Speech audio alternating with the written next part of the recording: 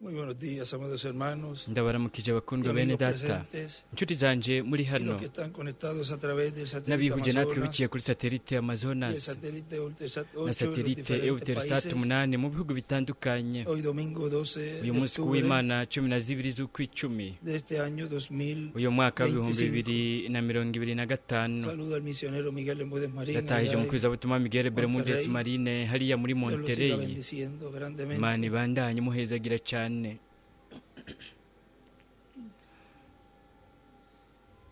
Para esta ocasión muri uyu tenemos mwanya como tema dufite ikigwa promesas y cyitwa profecías amasezerano n'ubuvugishwa en la Gran Carpa Catedral. mu ihema rinini katedrale,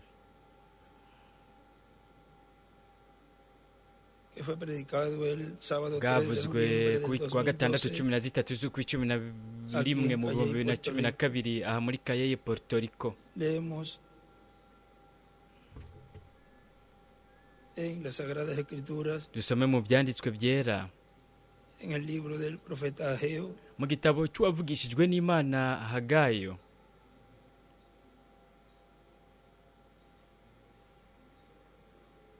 en el capítulo 2, Hagayi mu kigabane cya kabiri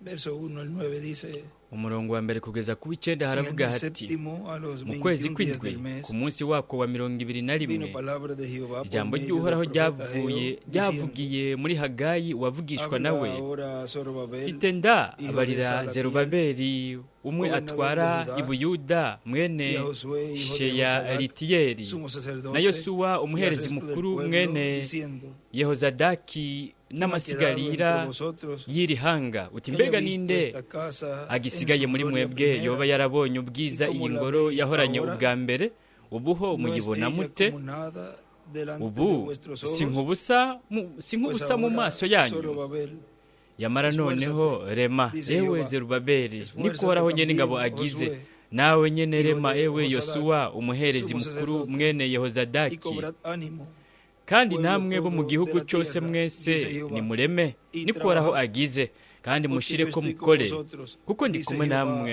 de los niko uhoraho ejércitos, nyene ingabo agize. según el pacto que hice con Nk'uko ijambo vuestros, ryanjye riri según el pacto n'abasezeraniye que hice con vosotros igihe cuando mwava salisteis de Egipto, muri así mi Egiputa, espíritu kandi estará mpwemu en wanje medio de akaba vosotros, ari muri mwebwe, no temáis. nuko ntimutinye. Apocalipsis 7:12. Ibyahishuriwe hana 7:12 arabyandika ko ngaha agacapura ko n'ibuye rikomeza ifuruka n'ibihe by'ishengere bubamfu. Porque así dice Jehová, Hasigaye rimwe, maze mu gihe gitoya ngatigitisha ijuru n'isi n'ikiyaga n'imisozi, kandi nzohindisha amahanga yose agashitsi, kandi iby'igiciro byo mu mahanga yose bizoza, nanjye nzokwinjiza iyi ngoro ubwiza, niko uhoraho nyene ingabo agize,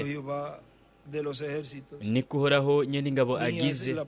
Amafeza n'ayanje n'amazahabu nyene n'ayanje, niko uhoraho nyene ingabo agize. Ubwiza bwo hanyuma bw'iyi nzu buzoba, ubwiza bwo hanyuma buzoba kuri iyi ngoro buzorusha ubwa mbere, niko uhoraho nyene ingabo agize. Kandi aha hantu nzohaba amahoro, niko uhoraho nyene ingabo agize. K'uyu murongo w'icenda aracapura ko inyenyeri ya Dawidi ibubamfu.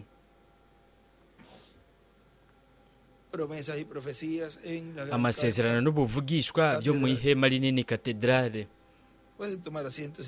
Murashobora gufata ibyicaro byanyu.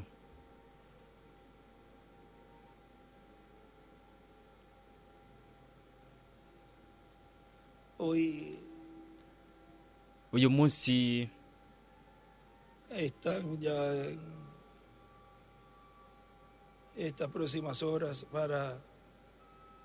mwaya masaha akurikira bagiye kuza gusubiza abari bagizwe imbohe, bari bagisigaye hariya muri buriya butaka bw'i Gaza. Nk'isaha imwe ya hariya za kuba ari 6 za 6 zo muri Puerto Rico. Hariho itandukaniro ry'amasaha. haciendo ya la entrega de los baza kuba bariko baratanga abari basigayeyo hariya de rehenes, mu bagizwe imbohe abajanywe nk'inyagano, los cuerpos de las byongeye n'imivyimba personas que también ya ellos han matado, y'abantu bo bamaze los van a kwicirayo, entregar también. niyo mivyimba nayo nyene Y barayitanga. me decían que parece Kandi que bariko unos cuerpos que no han barambarira ati aparecido, biboneka umenga hariho imivyimba imwe como los itigeze mataron, igaragara ingene los han babishe. dejado así, parece que en sitios en donde después Biboneka ko boba barekeye ahantu han mu usado esos sitios bibanza para atacar. aho boba barakoresheje ibyo bibanza Cuando kugira viene ngo batere.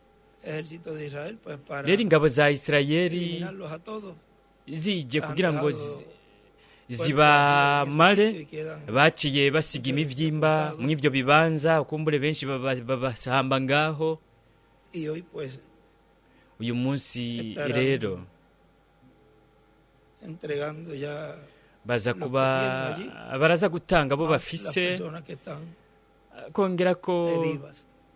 n'abantu bakiri bazima. Así que para Rero Israel y el mundo entero, kuri y Isirayeli nosotros, n'isi pues, yose nos yiva sentimos ikagira na twebwe esperanzados que eso se cumpla, twumva dufise que ya icizigiro entreguen ko de una ivyo vez por todas ese ivyo vyoshitswa babatangira icarimwe, a los rehenes, batanga izo mbohe, de lo cual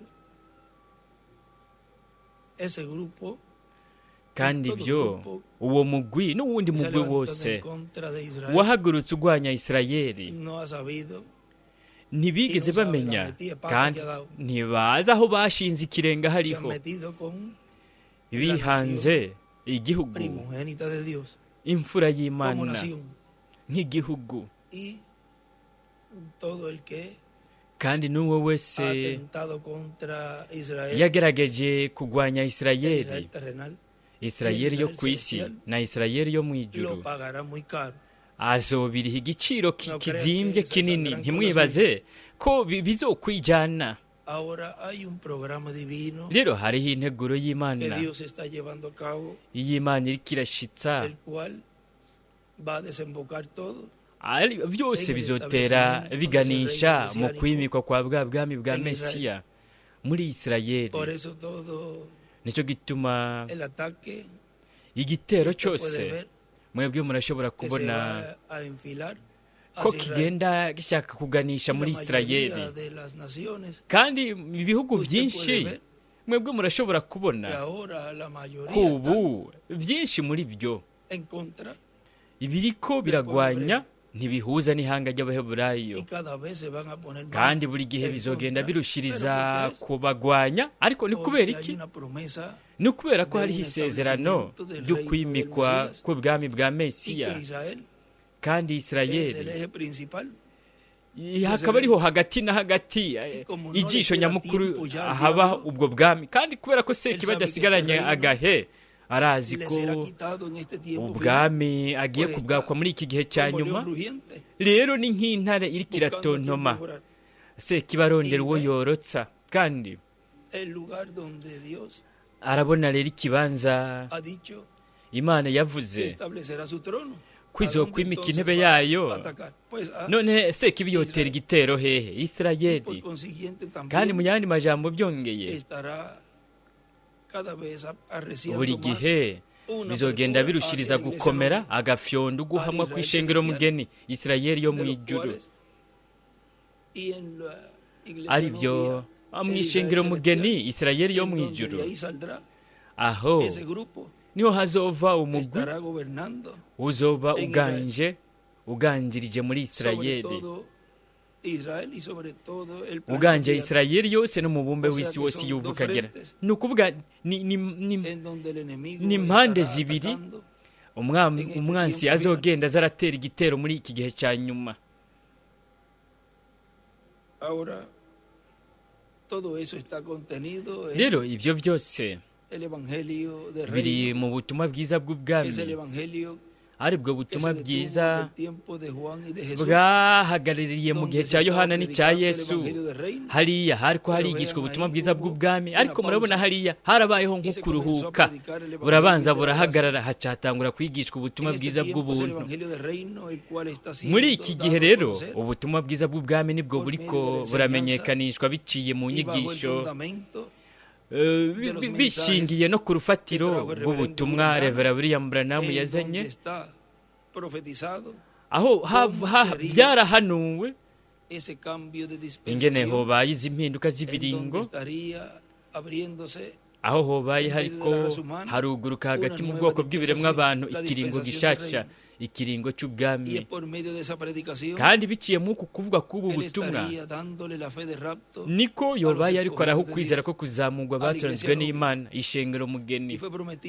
Kandi byarasezeranywe ko ubwo butumwa bwiza bwomenyekanishijwe, bukamenyekanishirizwa mu ihema nini katedrale, aho we yaboneye kuvuga ubutumwa.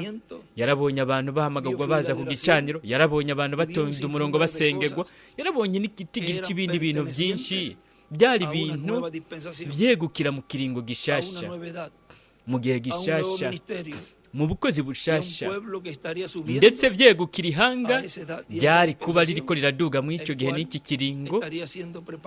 Ari ryo hanga ryobaye ririko rirategurwa kugira ngo rihindwe kandi rizamugwe. Mu butumwa bwiswe abungere hamwe n'amakoraniro yabo bariko baritegurira guhindwa no kunyakugwa.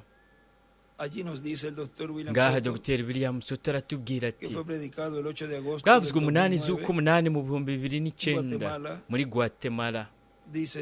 Aravuga ati, igihe haba hariko harigishwa ubutumwa bwiza bw'ubwami, ubwo Yohana Umubatizi yigisha na Yesu, nuko rero tuzoba turiko turabona ko buzovugwa bubera igishinga ntaha amahanga yose. Kandi ubwo nibwo butumwa nyene azoba ariko aravuga uwujya igitabo mu Vyahishuriwe Yohana ikigabane c'10, ariwe abwirwa mu kigabane c'10 mu murongo w'10 kugeza ku wa 11. Ati, nuko nakira agatabo mu kuboko k'umumarayika, ndagatsonsomera kansosera mu kanwa nk'ubuki, ariko maze kukarya mu nda hacika umururazi. Barambarira bati, ukwiye kongera kuvugishwa ku yindi ncuro ivy'amoko menshi, amahanga menshi, indimi nyinshi n'abami benshi. Ubwo ni ubutumwa bw'inkuru nziza y'ubwami buzoba buriko buravugirwa muri iki gihe cya nyuma, mu gihe aho umumarayika w'inkomezi ukuza kuwe bishikirizwa hagati mu ihanga ry'Imana. Murabona ubu bwavuzwe mu 2009, kandi we yari yaratubwiye mu butumwa bwitwa ngo ijwi rizojugumiza amajuru n'isi, aho hari mu 2005. Murabona kugeza n'ubwo mu icyo gihe ibyo ntibyari bwawe. Aho aravuga ati, kugeza n'ubu Kristo aracyari mu ijuru mu ntebe yiwe yo kwingingira abantu. Kugeza n'ubu kuza kwa kabiri kwa Kristo ntikuraba, kugeza n'ubu kuza k'umumarayika w'inkomezi ntikuraba, kuko Kristo kugeza n'ubu aracyari ku ntebe ya Data yingingira abantu akoresheje amaraso yiwe. Ni ukuvuga ko mu icyo gihe kugeza n'ubwo ibyo ntibyari bwatangure kuba biriko biraba, ukuza k'uwo mumarayika w'inkomezi hagati mu bwoko bw'ibiremwa abantu, kuko ukuza k'uwo mumarayika w'inkomezi ni ukuza kw'ikimatanirwe cy'indwi, ni ukuza kwa kabiri k'umwami ajya mu gikorwa cyo kwisubiza ibyiwe mu gihe gishasha no mu kiringo gishasha. Arabandanya agira ati, rero reka byongeye turabe mu Vyahishuriwe Yohana ikigabane cya 14 umurongo wa 6 kugeza ku w'indwi, havuga hati, kandi mbona umumarayika wundi aguruka yatiriye ijuru afise ubutumwa bwiza butazoshira bwo kubarira ababa ku isi n'amahanga yose n'imiryango yose n'indimi zose n'amoko yose. Avuga n'ijwi rirenga ati, mwubahe Imana muyihimbaze, kuko igihe cy'amateka yayo gishyitse. Mu butumwa bwiswe ikibanza cyacaguwe n'Imana cyo gusengeramwo, ikibanza cyacaguwe n'Imana cyo gusengeramo ku rupapuro 21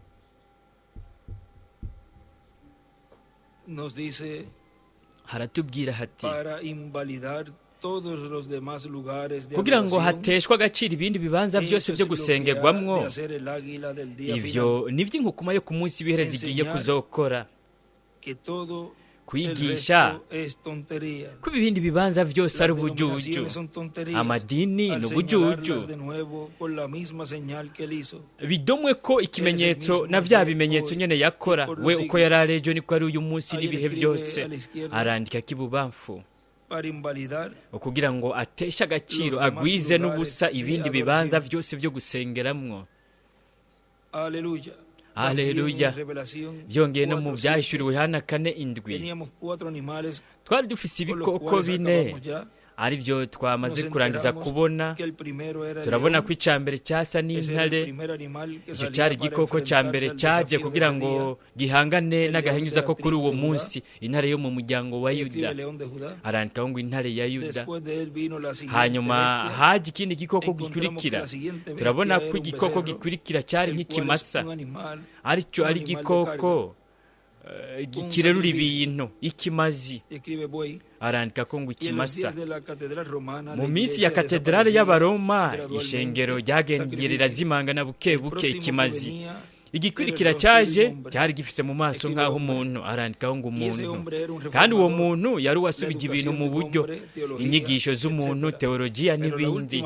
Ariko igikoko cya nyuma cyari kigiye kuguruka, igikoko cya nyuma cyari kigiye kuza. Bibiliya ivuga yari inkukuma iriko iraguruka. Arandikaho ngo inkukuma. Haleluya.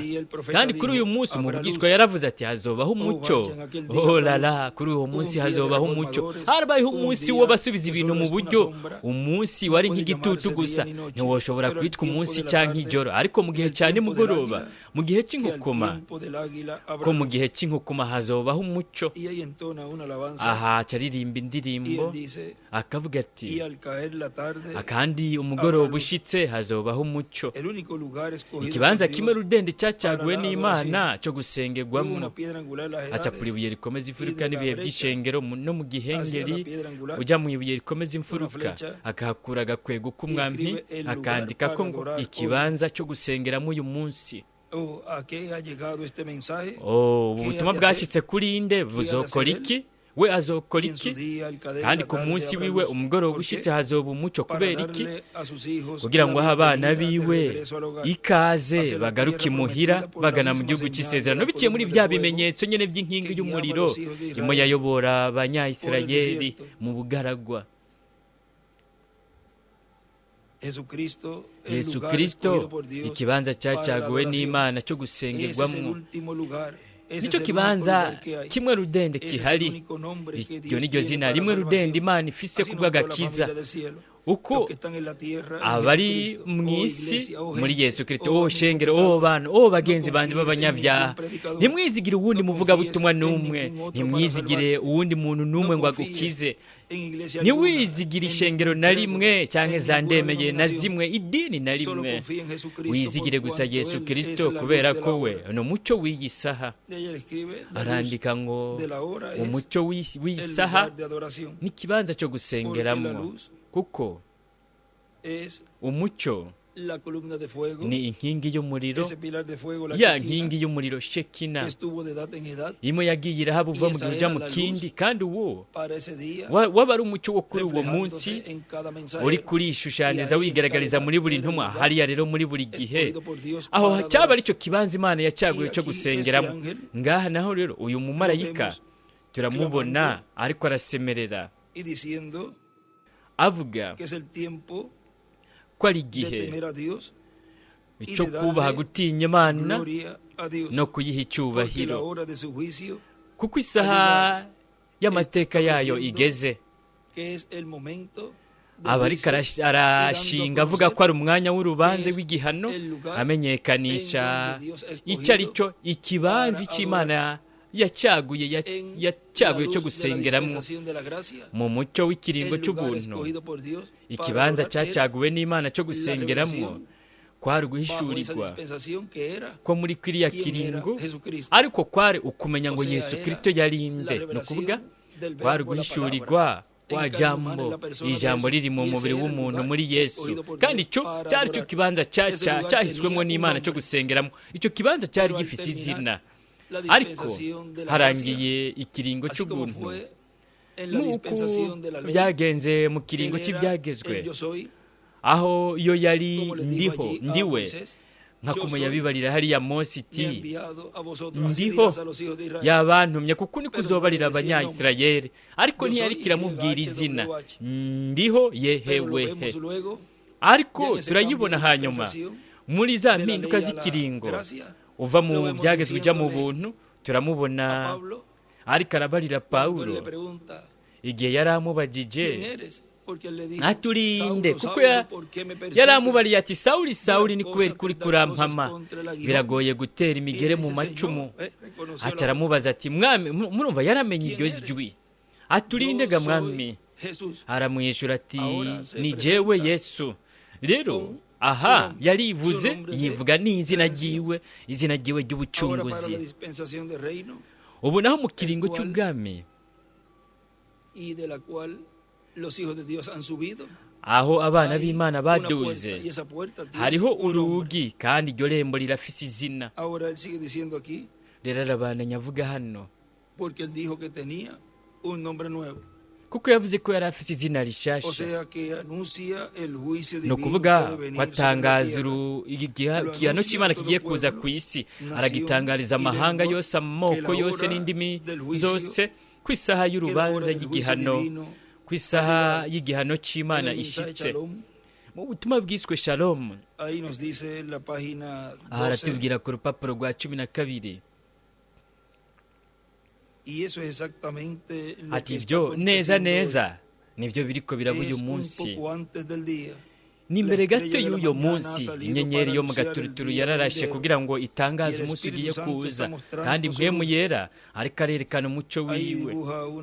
Aha aracapura ko ibuye rikomeza ifuruka n'ibihe by'ishengero, n'inyenyeri ya Dawidi imbere mu ibuye rikomeza imfuruka. Arandika ko inyenyeri kandi mpwemu yera ariko arerekana umuco wiwe.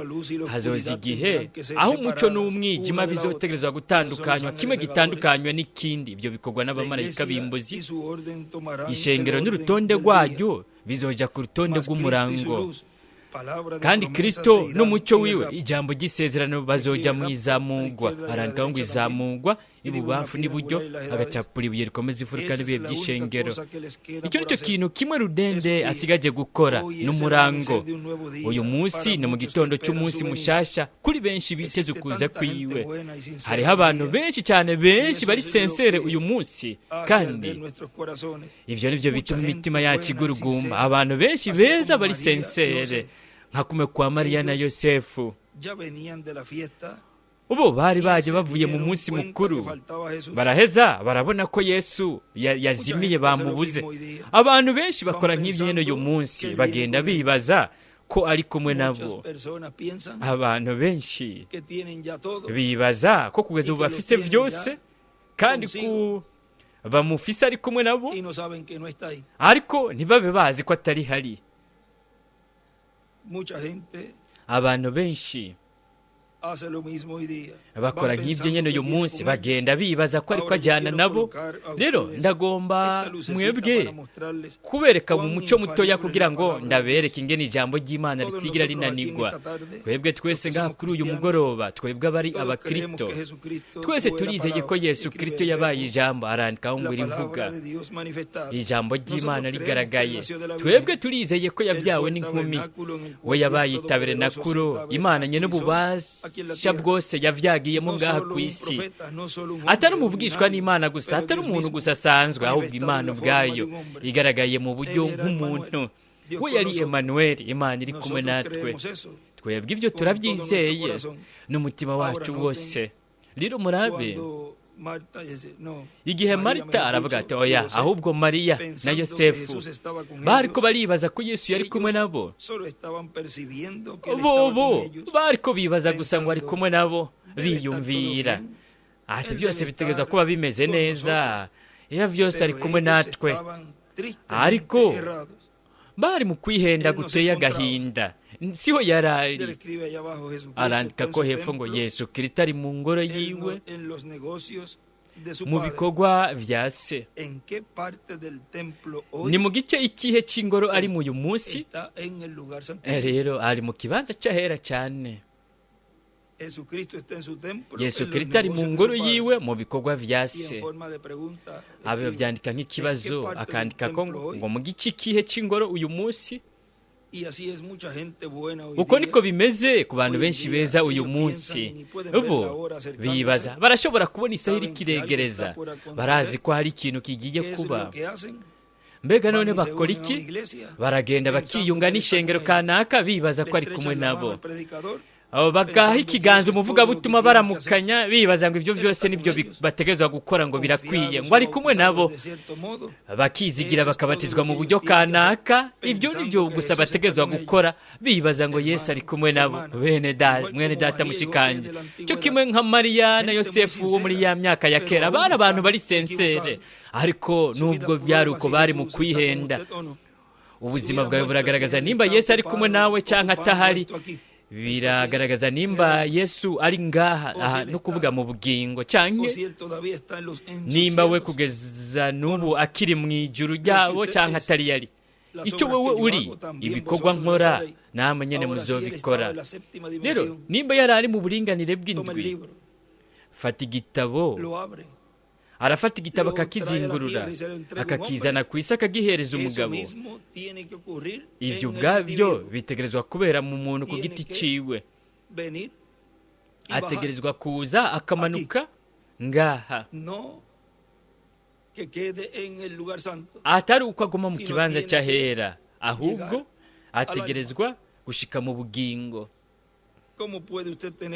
mbega wewe woshobora kugira Kristo gute muri wewe icyarimwe mwemu iri muri wowe igahakana ijambo ryiwe, ahubwo ukihitiramo za ndemeye? ibyo ntibyoshoboka. we yoba yigwanije wenyine ubwiwe hakanya ijambo ryiwe bwite, kubera ko gusa umuntu yabishizemo insiguro zirimo kwihenda. wewe munafise Bibiliya urashobora gusoma nk'uwundi muntu uwo ari we wese. ubu umuntu ari sensere. ni murabe mw'ubu butumwa ikibanza kimwe rudende Imana yatanze yironkeye cyo gusengeramwo. ngaha aratubwira ko we ashingira intahe ijambo ryiwe,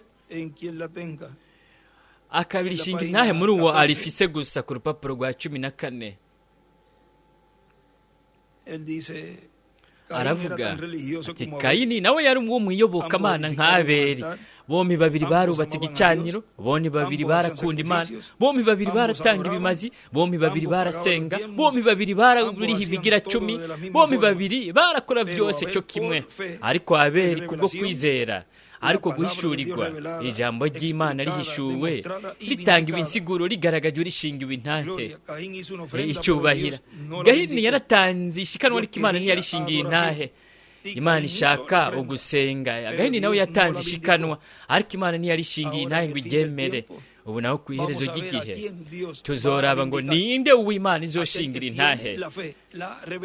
undi afise ukwizera guhishurirwa ko kumenya we uwo ari we mu kuza kwe kwa kabiri. ariko biciye mu nzira nyakuri, wewe wovuga uti ni byiza, ishengero ryanjye niyo nzira. rindira umunota umwe gusa. Imana iratangira insiguro ijambo ryayo bwite biciye mu mvugo zayo, ari yo yonyene yabivuze. muri Gahini yaravuze ati ndi uwo mwiyobokamana, ndakunda uwandemye, ndagushikaniye iki gicaniro cyiza, ndaguhaye iki kimazi, nubatse ibi bintu byose mwami kuko ndagukunda. Abeli nawe yavuze nk'icyo kintu nyene. rero ubu ubushingirwa intahe ni waba yemerewe. ivyo nivyo ngirakamaro. kandi Imana yarururutse yakira ikimazi cya Abeli, kuko kubwo guhishurirwa we yari yaronse inzira nziza y'Imana yemegwa. arandika ko ngaha ngo Imana ishingira intahe ijambo ryayo rihishuwe mu wuba rifise. Imana ishingira intahe ijambo ryayo rihishuwe mu wuba rifise. aha mu gitabo cy'imirongo ku rupapuro 79 umurongo wa 673 73 n'agace kamwe kahari ngaha ko mu uwo murongo ku ruhande rw'iburyo hejuru, uyu murongo w'amajana 663, umurongo ugira kabiri uhereye hejuru ujya hepfo. Mpwemu yera uyu munsi, hamwe no kugaragara kwa mpwemu yera, ni uyu mumarayika ariko aragerageza kuzana abantu ngo bagaruke ku ijambo, kuko mpwemu yera azoshingira intahe gusa ijambo. Murabona, mpwemu yera ashingira intahe iki? Ijambo ryonyene. Arandika ko hejuru muri marge k'uyu murongo ngo mpwemu yera ashingira intahe gusa ijambo, kandi ijambo kugira ngo rishingirwe intahe ritegerezwa kuba ryihishije mu mubiri, mu ntumwa no mu batoranijwe. Aho rero niho ijambo riheza rigashingirwa intahe muri iki gihe cya nyuma. Arabandanya avuga hano Dr. William Soto ati, nk'uko Nowa yariko arabatangariza ko igihe isaha y'igihano, isaha y'urubanza rw'Imana igirize ku isi yaba imbere y'umwuzure, ko yari yageze. Arabandanya abanyasoma icyanditswe ati, musenge yaremye ijuru n'isi, ibiyaga n'amasoko y'amazi. Mu gitabo cy'ibihe by'ishengero kirasubiwemwo iki ciribara, aratubwira ku rupapuro rw'amajana 507 muri iki gitabo, ibi mu gatabo gato ruraheza rukaba ari urupapuro rwa 20. Aha aratubwira ati ku murongo w'108 aravuga ati, neza cyane byajwe nyene ibyashura na 21, ibyashura na 10 na 13. Nifuza ko mwebwe mwitegereza ijwi yumvise rimuvugisha, ryavuga ryumvikana nk'inzamba. Mwebwe murazi ingene inzamba ivuga, itanga ijwi rikaze. Inzamba muri Bibiliya isigura iki? Intambara. Arandika iburyo ngo inzamba. Buri gihe uko mwebwe mubonye havugijwe inzamba mu ntambara, mu bihe bya kera ijwi ryayo ryasigura ko hagira haba intambara, ko bari kuronka kwidegembya cyangwa ikintu cyaba kigira kibe. Rero arangije ibihe by'ishengero, byose byari byateguwe, harateguwe ibyo mu kigabane cya 4 ngaha. Ibihe by'ishengero byari byarangiye, we yari yamaze kuva ku isi. Murabona, mwibuke ijwi ryamuvugishije riri inyuma yiwe mu biterekwa kw'amatarandwi bya zahabu. Igikorwa cyari kirangiye, rero iryo jwi nyene ryariko riravugira mu ijuru. Byari biki? Yari yamaze gucungura ihanga ryiwe, igikorwa kiwe cyo ku isi cyari cyarangiye. We rero yari ari mu bwiza, ariko arahamagara Yohana ati, duguze hano. Amen. Ibyo bituma numva umenga noboroga. Ubu cyari umwaka mushasha wo mwene data, ha murabifise, muriteguye? Duguze hano. Arandika ibubamfu utera uduga hejuru mwaka gatabo ngo inzamba irenga, umwaka mushasha bingana umwaka wa yubile. Uraheze ukaba umurongo w'109 ku rupapuro rw'amajana 508. Inzamba irenga, umwaka mushasha bingana wa yubile. Intambara, ibyo nibigaragaza urugamba rukomeye. Abantu banse ubutumwa bw'Imana, banse mpwemu yera, intumwa yo mu bihe 7, intumwa yo mu mashengero 7. Bari banse ubwo butumwa bw'ubuntu bwiwe, nta na kimwe kisigaje kubaza ko ari ku rubanza ruriteguye. Igihe cyose we aguma bari ko aritegurira gusuka ibyago ku isi. Duguze hano meze nkwereke ibigiye kuba. Abanyabyaha badafise Imana banka Kristo, ngira nsuka uburake bwanje kuri bo. Kandi ahango kuri bo mu iki gitabo arandika ko ngo ibyago byavuzwe, byavuzwe imbere y'igihe, biriko birigishwa. Murabona, biriko biravugwa. Ibyago byavuzwe imbere y'igihe, biriko biravugwa. Ibubamfu naho arandika duga Apocalipsis 4:1, ibyashushana kane rimwe dibuja una estrella de David agacapura inyenyeri ya Dawidi, y luego una piedra angular y la hanyuma de ibuye rikomeza imfuruka n'ibihe by'ishengero.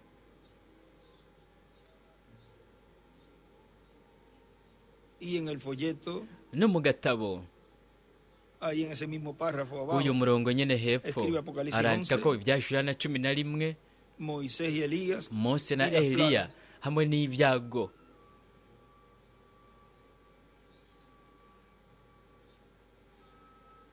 Ahora sigue diciendo, Arabandanya avuga observen el ati escenario, mwitegereze ibyo bintu o bigaragara. mientras seguimos a través de la Mu gihe noche, turiko turabandanya van muri a iri captar joro más de eso, muraza gutahura más de byinshi eso, birenze y ibyo. más de eso todo el tiempo. Igihe cyose No muzogenda podemos mutahura meter todo byinshi. aquí. Tenemos Ntitwoshobora que seguir kubishyira refiriéndonos byose de ngaha, lugar en dutegereza lugar. kugenda Cómo va a turaba ser una cosa ikibanza ku terrible kindi. para aquellos cuando Mbega ingene suene kizoba la ikintu última giteye trompeta, ubwoba kuri y abo cuando la nihavuga última inzamba batalla ya sea nyuma, peleada, kandi urugamba rwa nyuma cuando nigwamara el último kugwanwa, sermón sea predicado, intahe ya nyuma cuando niyamara el último kuvugwa, himno sea cantado, indirimbo ya nyuma niyamara y estemos kuririmbwa, de pie ante el tukaba tribunal de Cristo, duhagaze imbere ya sentare ya y a la Kristo. izquierda escribe Ibubamfu trono harandikaho ngo y intebe, escribe sube, y una piedra akandikaho ngo angular y la duga, edad. acapura ibuye rikomeza imfuruka n'ibihe by'ishengero. Ahora, Rero cuando el último himno igihe indirimbo ya nyuma sea cantado iba yaririmbwe, iba estando iririmbwe, nosotros twebwe en estos cuerpos, tukiri muri iyi mibiri, recuerden que todo tiene que mwibuke tener ko una byose base bitegerezwa escritural. kuzabiragira urufatiro rushingiye ku En esos byanditswe. días,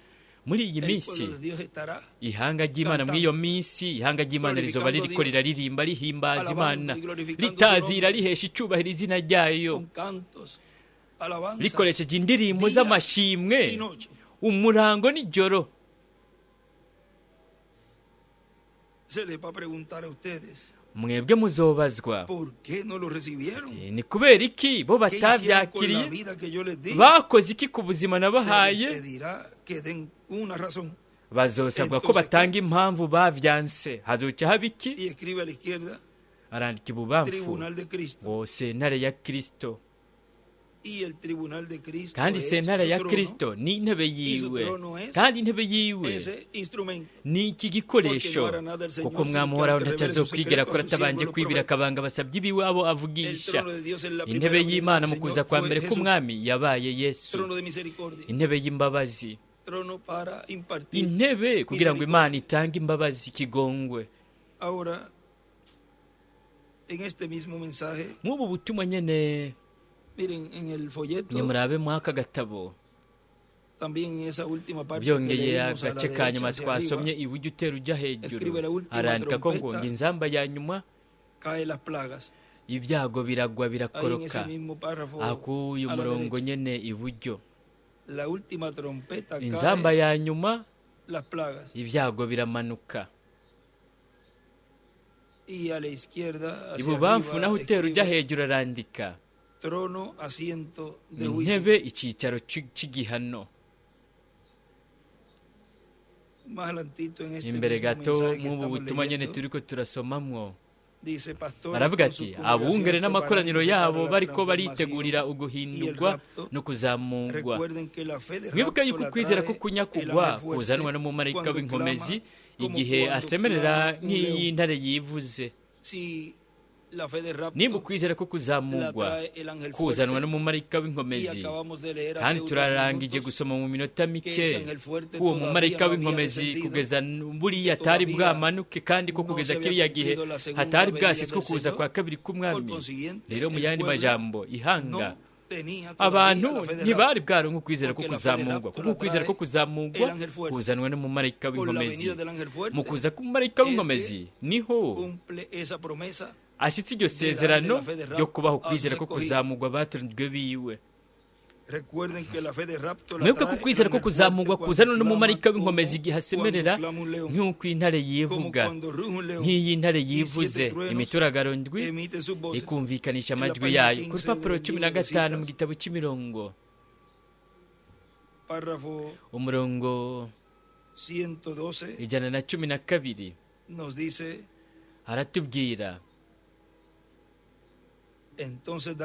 nuko rero daniyeli ariko arasozera ku kanyuma yabonye umumarayika amanuka, yashinze ikirenge imusozi ikindi ku kiyaga. umunya w'amazi wari uri hejuru y'umutwe wiwe yarakirije amaboko yiwe, arahira yibaho ibihe bidashira, ibihe byose. avuga ko igihe kitagisigaye ukundi. mu gusozerwa kw'icyo gihe yavuze iki? mu yandi majambo, icyo gihe cyagabanganijwemo ibice turiko turabamwo ubu, uhereye mu gihe cyo kuza k'umutware kugeza kuri uyu munsi. yaravuze ati ibanga ry'Imana muri icyo gihe rizoherahezwa. daniyeli yumvise imituragaro ndwi yumvikanishije amajwi yayo. daniyeli yarafashe ikaramu yiwe atangura kwandika. umumarayika aramubwira ati ntubyandike. amen. hejuru y'uyu murongo harandikaho ngo daniyeli yumvise imituragaro na Yohana. daniyeli yumvise imituragaro, Yohana nawe yabonye ibyashyuye hana 11 kugeza kuri 7. daniyeli yumvise imituragaro, Yohana nawe yabonye ibyashyuye hana 11 kugeza kuri 7. amen. mbega mwe muriteguye? reka ibyo tubyinjiremwo mu minota 5 igiye kuza. mwumvirize ndati ntubyandike. Yohana yabonye ikintu nk'icyo nyene, kandi byari byamaze kuba byanditswe hanze ya Bibiliya. hari bimatanijwe ndwi inyuma y'igitabo, atanumwe yari ashoboye kugurura ibyo bimatanije, yari ayo majwi. aha hari Bibiliya yanditse, ariyo yo nyine ubwayo n'ibanga. ariko igice cy'amajwi inyuma ya Bibiliya uguhishurirwa. ubwo niko daniyeli yabivuze. yavuze ko harimo amajwi indwi azokumvikana, ata muntu n'umwe yoshobora kurihishura. nta muntu n'umwe yari azi ibyo ari byo, ariko Bibiliya yaravuze. we yarabariye daniyeli, anabarira na Yohana ko mu minsi y'iherezo ayo majwi indwi yomenyekanye, akamenywa n'ishengero nyakuri ry'ukuri. acapura ibyo rikomeza ivuka n'agakwego kagana mu ibuye rikomeza ivuka n'ibihe by'ishengero. hejuru ngaho y'uyo murongo urupapuro rwa 17 hejuru ibubamfu arandika ko ngo imituragaro ndwi daniyeli na Yohana barayumvise. arandika icyanditse daniyeli 12 kugeza kuri 15. imituragaro ndwi daniyeli na Yohana barayumvise. rero ubu naho mu gitabo cy'ibimatanijwe ku rupapuro rwa 57 hari wari umurongo uri mu gitabo cy'imirongo. ni ukuvuga ako gace kare mu gitabo cy'imirongo kugira ngo tube tuhafise naho nyene, tube dufise ibyo yahanditse.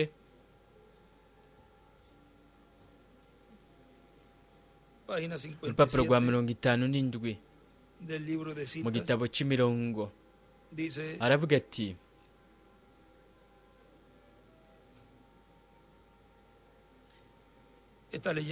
ariko arasoma mu byahishuriye hana 5 rimwe kugeza kuri 7. haravuga hati icyo gitabo kimatanishije udushashara 7 gihishurirwa mu gihe cy'imituragaro yo mu byahishuwe 10. rero ngaha harandika ko hejuru ngo ibyahishuriye hana 10 rimwe kugeza kuri 11 bingana ibyahishuriye hana 11 gatatu kugeza kuri 7 na 11 15 kugeza kuri 19. aho naho hari ubukozi bwa Mose na Eliya. ni ukuvuga ko ibyahishuriye hana 10 ni Mose na Eliya. reka aho naho nyene tuhasome kugira ngo dushobore gutahura neza imbere y'uko tuvyinjiramo mu buryo bwimbitse. rero ico kiba cyamaze kuba ari igihe cy'iherezo, kuko haravuga hati mbona uwundi mumarayika w'inkomezi amanuka avuye mu ijuru yambaye igicu n'umunyu w'amazi uri hejuru y'umutwe wiwe. mwebwe mwitegereje neza muzobona ko uwo muntu yari Kristo, kuko haba no mu isezerano rya kera we yiswe intumwa y'isezerano.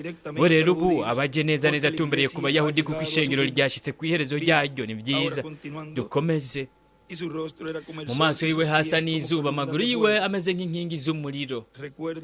mbega muribuka umumarayika aboneka mu vyahishuriwe hana 1? uyu ni we nyene umumarayika bisigura intumwa, kandi we ni intumwa kuri Isirayeli. murabibona ishengero ryo hageze aho rizamungwa, we abaje ku bw'ishengero ryiwe.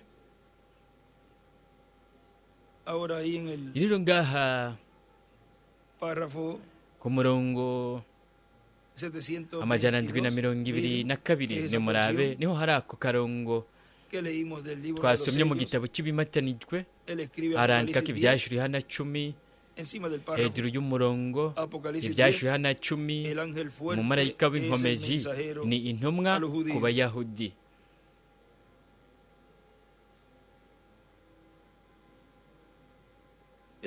Umumarayika w'inkomezi ni intumwa ku Bayahudi. Arabananya avuga hano mu butumwa turiko turasomamwo.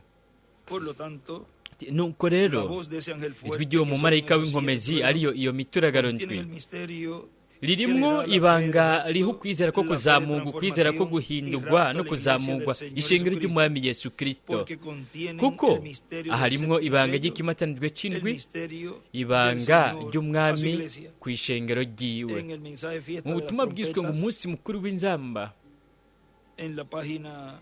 ku rupapuro 43 que está ese párrafo en el libro de citas. Uwo murongo uri mu gitabo c'imirongo. Página, vamos a ver. Urupapuro hinge turabe. La 129. 129. Para tenerla allí también. Kugira ngo naho nyene tuba tuhafise ngaha.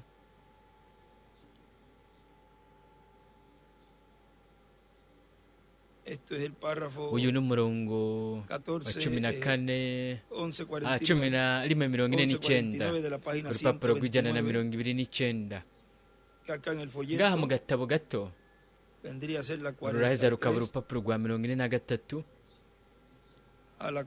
uja kuri 44.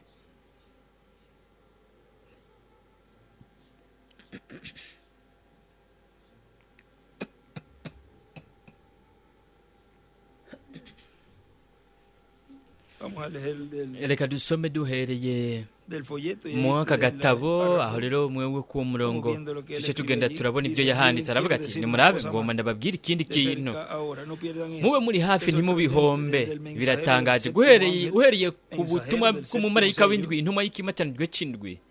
Ibyahishuriwe Yohana 10 cyabaye ikimatanijwe c'indwi. Uja ku nzamba indwi hagati y'ibyo bintu bibiri. Oh man, reka ibi bintu twobivuga gute kugira ngo bishoboke abantu bikunde babibone? Aha mu gatabo k'uyu murongo hejuru arandika ko ngo hagati y'inzamba ya gatandatu n'iyindwi Eliya na Mose na Eliya.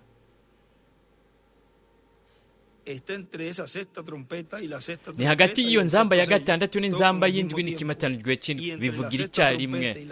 Kandi hagati y'inzamba ya gatandatu n'inzamba y'indwi hagiye kuzogaragara umuvugishwa mu banyamahanga kugira ngo ahamagare abantu ku yindi ncuro bagarukane ku byizerwa nyakuri byo kuri Pentecote. N'abashinga naye babiri bo mu byahishuriwe Yohana 11 baca bagaragara ku Bayahudi kugira ngo babarungike kuri Yesu mu ishengero riba ririko riraduzwa. Abavugishwa n'Imana bose amen.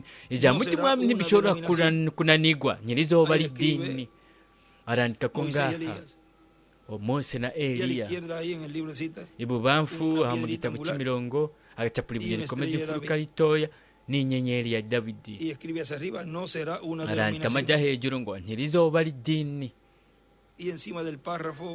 Hejuru y'uyu murongo ngaha arandika ngo ikimatanijwe c'indwi bingana ni ibyahishuriwe Yohana 10. Murabona ikimatanijwe c'indwi, ariko kuza k'umwami ni ibyahishuriwe Yohana 10.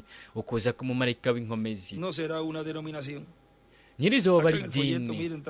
Ngaha mu gatabo murabe byongere arandika ngo ibyahishuriwe Yohana 10 bingana ikimatanijwe c'indwi.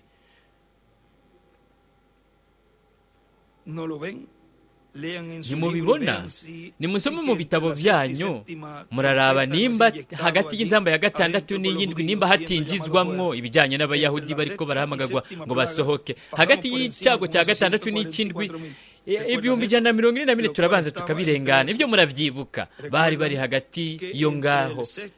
Muribuka ko hagati y'ikimatanijwe cya gatandatu n'icya gatanu canke hagati y'ikimatanijwe cya gatandatu kandi ikimatanijwe cya gatandatu hejuru arandikaho ngo imyelayo ibiri. Hagati y'ikimatanijwe cya gatandatu arandikaho ngo imyelayo ibiri hamwe n'ikimatanijwe c'indwi arandikaho ngo kuza kwa Mesiya. Hari kubaho uguhamagagwa hanze 142. Ibyo muravyibuka. rero aho niho izo nzamba zica zinjira aho nyene murabibona, kandi uguhamwa kwa za farasi ziba zugururiwe. Nico gituma rero mwe mushobora kubona ko abayahudi bashirwako ikimenyetso imbere y'uko hatangura umubabaro mwinshi. Ibyo biri hagati y'ikimatanijwe cya gatandatu hamwe n'ikimatanijwe c'indwi. Nuko rero hagati y'ibyo rero hacyavugwa ku ntumwa y'umumarayika w'indwi yari yagumye iriko iravuga ubutumwa icira urubanza abapentekoti. Yesu yari yaravuze, kandi Yesu yari yasohowe hanze, ntiyari agifitaniye umwumvikano n'umwe, yoba yari yirukanwe. Bibiliya yavuze ko ariko biri, kuko Kristo yagaragariye hagati muri twebwe. Yesu muri twebwe agaragaye mu mwuzuro w'ijambo ryiwe, ariko ararimenyekanisha. kandi nimba bitoba ari nk'ireresi gusa, amen, ibyo ni kuhoraho agize, nibyanditswe nk'uwo mwanya nyene. Rero ubwo nyene iri shengero kuri ryo ikimatanijwe c'indwi canke ikimatanijwe c'indwi ibanga umugeni amaze kwegeranwa aba yadugijwe mu iryo banga utuburungu dutatu. Abayahudi baraheza bagahamagagwa n'ibanga ry'inzamba y'indwi, aribo bavugishwa n'Imana babiri, Eliya na Mose. Ubu rero baragaruka aho. Rero niho abapentekoti bisanga bari mu kuzazanigwa, baba barindiriye ko hari ikintu kigira kibe, ariko ishengero ryamaze kwidugira. Kandi ibyo rero biba bigira bibe ku bw'abayahudi. Aha mu gatabi bubamfarandikaho ngo umugeni yaduze mu ibanga ry'ikimatanijwe c'indwi, arandikaho ngo kuzamugwa. Byongeye arandika iburyo utera uduga hejuru ngo Mose na Eliya, ibanga ry'inzamba igira indwi. Ibyo biri kuri umurongo wa 11:50 ugitangura, niho hari uyo murongo nasomye ngaha ku rupapuro rwa 44 mu gatabo.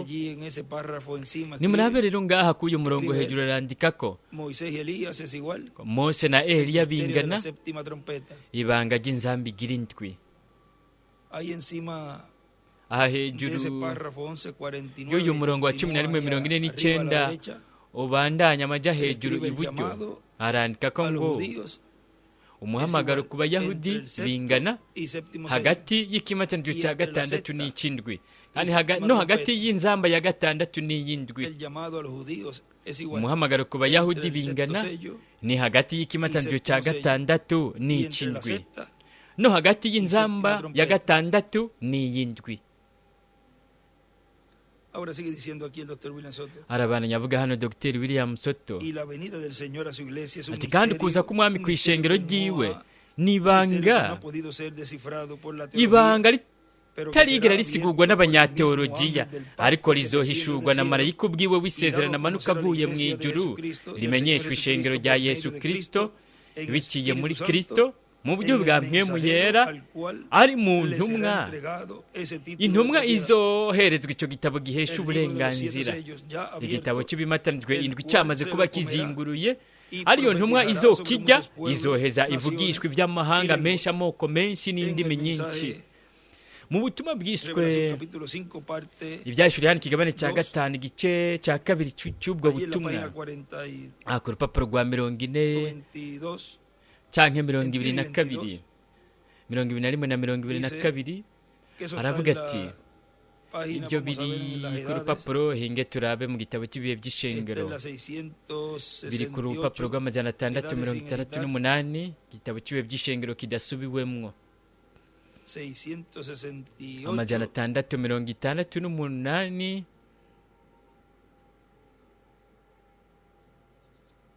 Vamos a corroborar aquí.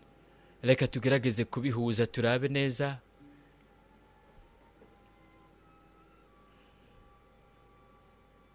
Capítulo 5 parte 2. Kigabane cya gatanu gice cya kabiri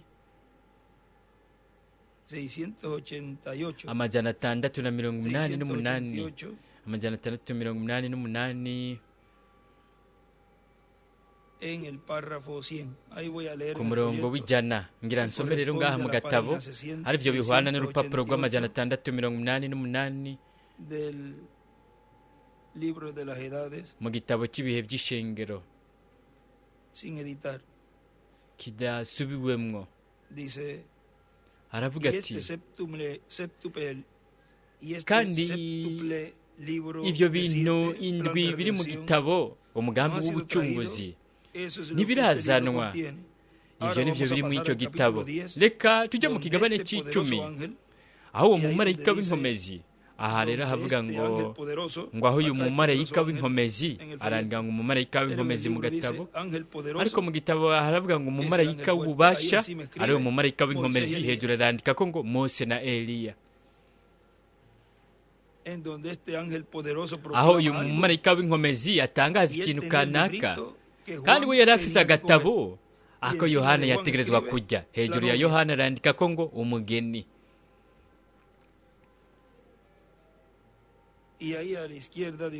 Aho ibubamfu aracapura inyenyeri ya Dawidi na piramide n'ibihe by'ishengero. Rero twaramaze kubona ngo ninde uwo mumarayika w'inkomezi. Ni ikimatanirwe cy'indwi, ni ukuza k'umwami, ni Mose na Eliya. Kandi igihe yabikora kashyitse mu nda karamururira, ariko mu minwa yiwe kari gasosa karyoshe.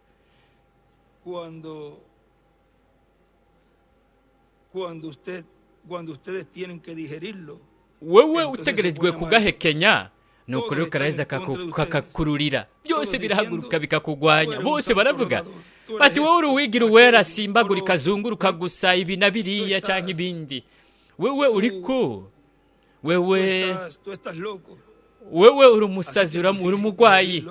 Rero biragoye kugahekenya kukamira, ariko wewe uri kurashinga intahe y'icyubahiro y'ubwiza bwako, biraryoha mu kanwa. Nuko wewe rero uhagaze ahantu mu gikorane, wowe uravuga uti Imana ihabwe icyubahiro, haleluya. Wewe uri kuraca mu kwankwa gukomeye, biragorana. Nta n'umwe yigeze avuga ngo bizoba ibintu byoroshye. Biragoye ku ntumwa, ariko mubwo kuba Yohane akajya ari washushanya umugeni, bizoba bigoye no ku mugeni. Uguhamwa, ugutotezwa ihanga n'intumwa kubwo kuba barariye icyo gitabo. Murabona biragoye, birababaje. Ariko aravuga ati hanyuma wewe wamaze gusohoka uvuye mu uko kwankwa gukomeye, wowe urashobora kumushingira intahe, nuko rero karaheza kakaryoha mu kanwa. Murabibona, ibyo nibyo. Icyo ni iki gitabo cy'ubucunguzi, no kuvuga igitabo gihesha uburenganzira. Ni murabara bana nyavuga ati nimba avugishwa, nuko rero nimba we azuvugishwa, nuko ni iki? Ni umuvugishwa n'Imana. Ubu naho mu mayinga 70 ya Daniyeli haratubwira ku rupapuro rwa 30, ariko ruheza rukaba urupapuro rwa 33 muri version mu gitabo cyanditswe mu bundi buryo. Urupapuro rwa 30 mu iki gitabo no kugwa 33 haravuga hati ibyo nibyo nagumye ngerageza kubwira mwene data yicaye ngaho, ariko aravuga ku kujya muri Isirayeli, guma hanze ya Isirayeli, guma hanze yaho. Mwebwe mwese muvuga ibyo guhindukiza Abayahudi. Imbere y'uko ubu butumwa burangira, mwebwe muzobona kwiba ari niko Uhoraho agize biciye mu ijambo, biciye no muri mpemu. Isirayeli izohindukizwa igihugu cyose muri rusange mu ijoro rimwe. Bibiri bivuga uko.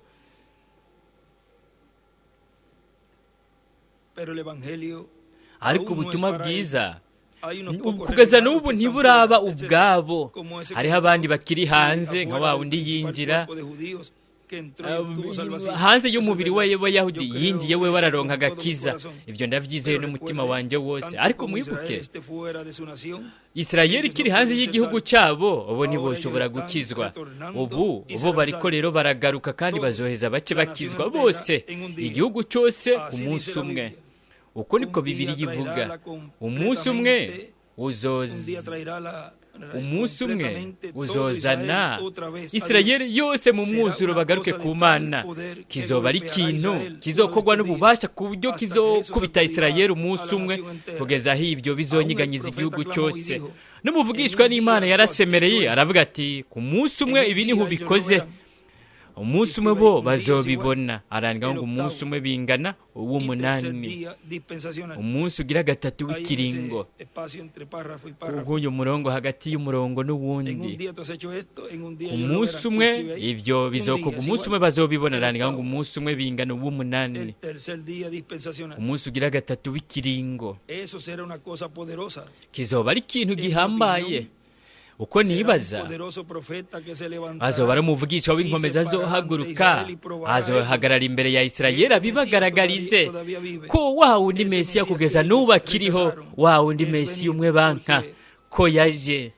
kubera ko utuburungu dutatu ibubafu, utera ujya hejuru arandika ko ngo umuvugishwa n'Imana.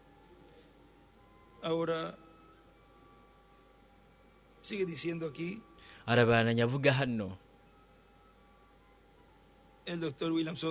Dr. William Soto ati nimba azovugishwa, nuko rero ni iki umuvugishwa? kandi kubera ari umuvugishwa nk'uwo nka cya gihe mu minsi y'imyuzure nawe yari umuvugishwa w'ikiringo, rero azoba ari umuvugishwa ameze nko mu gihe cya Loti. kandi umuvugishwa yari ari hariya, yari ahari nko mu gihe cya Loti, yari Aburahamu, umuvugishwa w'ikiringo kinini. byongeye urupapuro 167 mu gitabo cy'imirongo, umurongo wa 14:95 haratubwira ngaha uko aka gace haravuga hati, wowe warahaye Nowa ikimenyetso, warahaye isi ikimenyetso, kandi nanjye warampaye ikimenyetso. kandi umunsi ukurikira turiko turabona inkukuma iriko iraguruka. Mana, hariho ubutumwa buri ko burasohoka mw'uyu mwanya, kandi ndasenze Mana ngo wemere inuma iyobore, uvyemere Mwami. waranyoboye unjyana mu kwizera ntari narigeze ngira ubwa mbere. hepfo arandikaho ngo kwizera gushasha. arandika ko kandi ngo inuma igira indwi bingana mpwemu yera mu mumarayika w'indwi w'ikiringo. ukwizera gushasha arandika ko ngo inuma igira indwi bingana mpwemu yera mu mumarayika agira indwi w'ikiringo.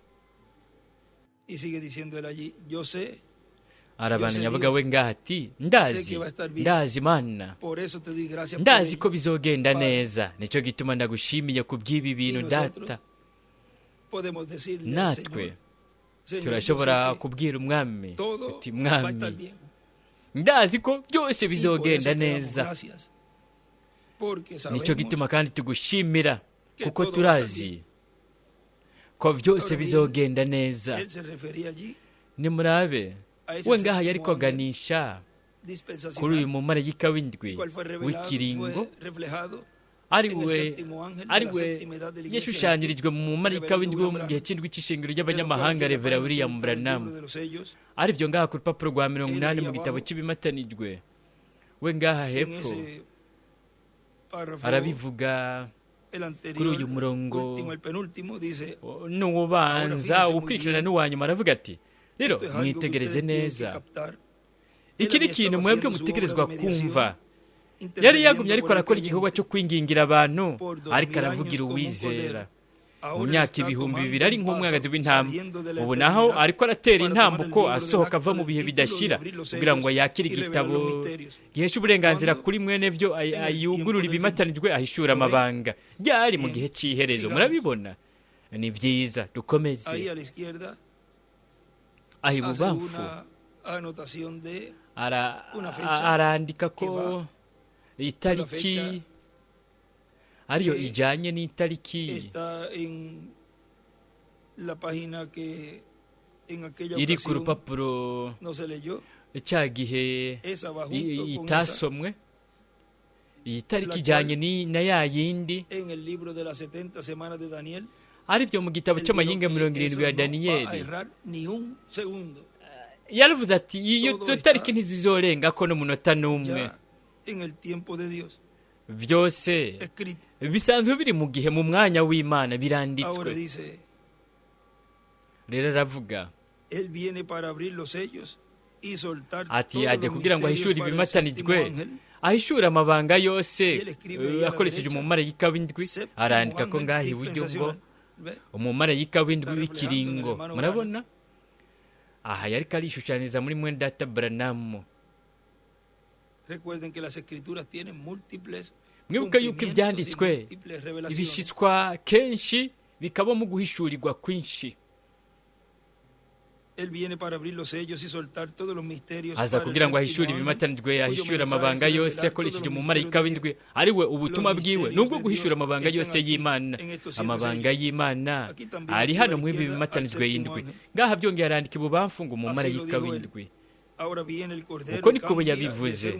Rero haje umwagazi w'intama arareka kuba uwingingira abantu hagati y'Imana n'abantu, agahinduka intare. Amaze kugera aho ab'intare afata igitabo kirimo uburenganzira bwiwe. Imana yari yabitebeje kandi n'ibanga, ariko ubu umwagazi w'intama uraza, nta n'umwe yari ashoboye gufata icyo gitabo kuko kugeza n'ubwo cyari kikiri mu kuboko kw'Imana. Arandika ngaha hepfo ngo byarishushanyirije mu mumarayika w'indwi wo mu gihe cy'indwi. Harishushanyirije ibyo umumarayika w'indwi w'ikiringo azokora, w'ikiringo cy'indwi cy'ubwami, ari wari umumarayika wa Yesu. Byarishushanyirije mu mumarayika w'indwi wo mu gihe cy'indwi ibyo azokora umumarayika w'indwi w'ikiringo kigira indwi cy'ubwami, ari we ari umumarayika wa Yesu. Arabananya avuga hano Dr. William Soto.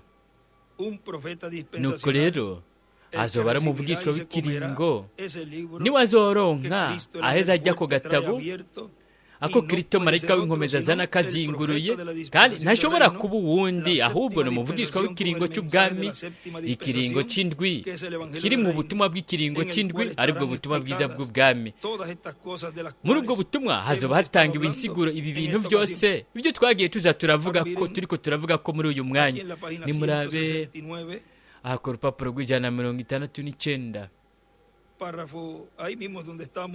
umurongo ngaha nyine aha turi, umurongo wa 15, 14, 1514, haravuga ati ariko ibyo byari ibintu bo bibaza imbere y'uko umwuzuro w'ijambo uza ukabaho, cyangwa uguhishurwa kw'ibimatanijwe indwi ari byo dusezeranirwa muri iki gihe. Nuko rero turaheza tukabitahura. Hejuru arandika ko ngo ukubyibaza mu buryo bushingiye ku by'ubwenge imbere yo guhishurwa kw'ibimatanijwe, umwuzuro w'ijambo. Ukubyibaza gushingiye ku by'ubwenge imbere yo guhishurwa kw'ibimatanijwe, umwuzuro w'ijambo. Mu mayinga 70 ya Daniyeli, allí en la página 17, ngaha ku rupapuro rwa 17,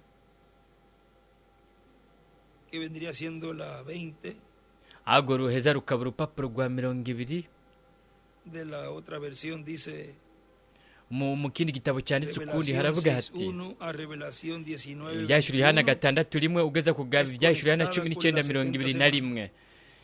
Birahuzwa n'amayinga 70. Nuko rero dutegerezwa guhagarara tukabanza tugasigura imbere y'uko dukomeza. Dutegerezwa kubanza guhagarara tugasigura igituma ahari aya mayinga 70, kuko wowe utabikoze, wewe wo kwihenda kw'ibyo bimatanijwe, wewe wo kwihenda mu izo nzamba, wewe wo kwihenda muri izo nzabya, ibi byago, izo zampwemu zitatu zihumanye zimeze nk'ibikere bya byago bitatu,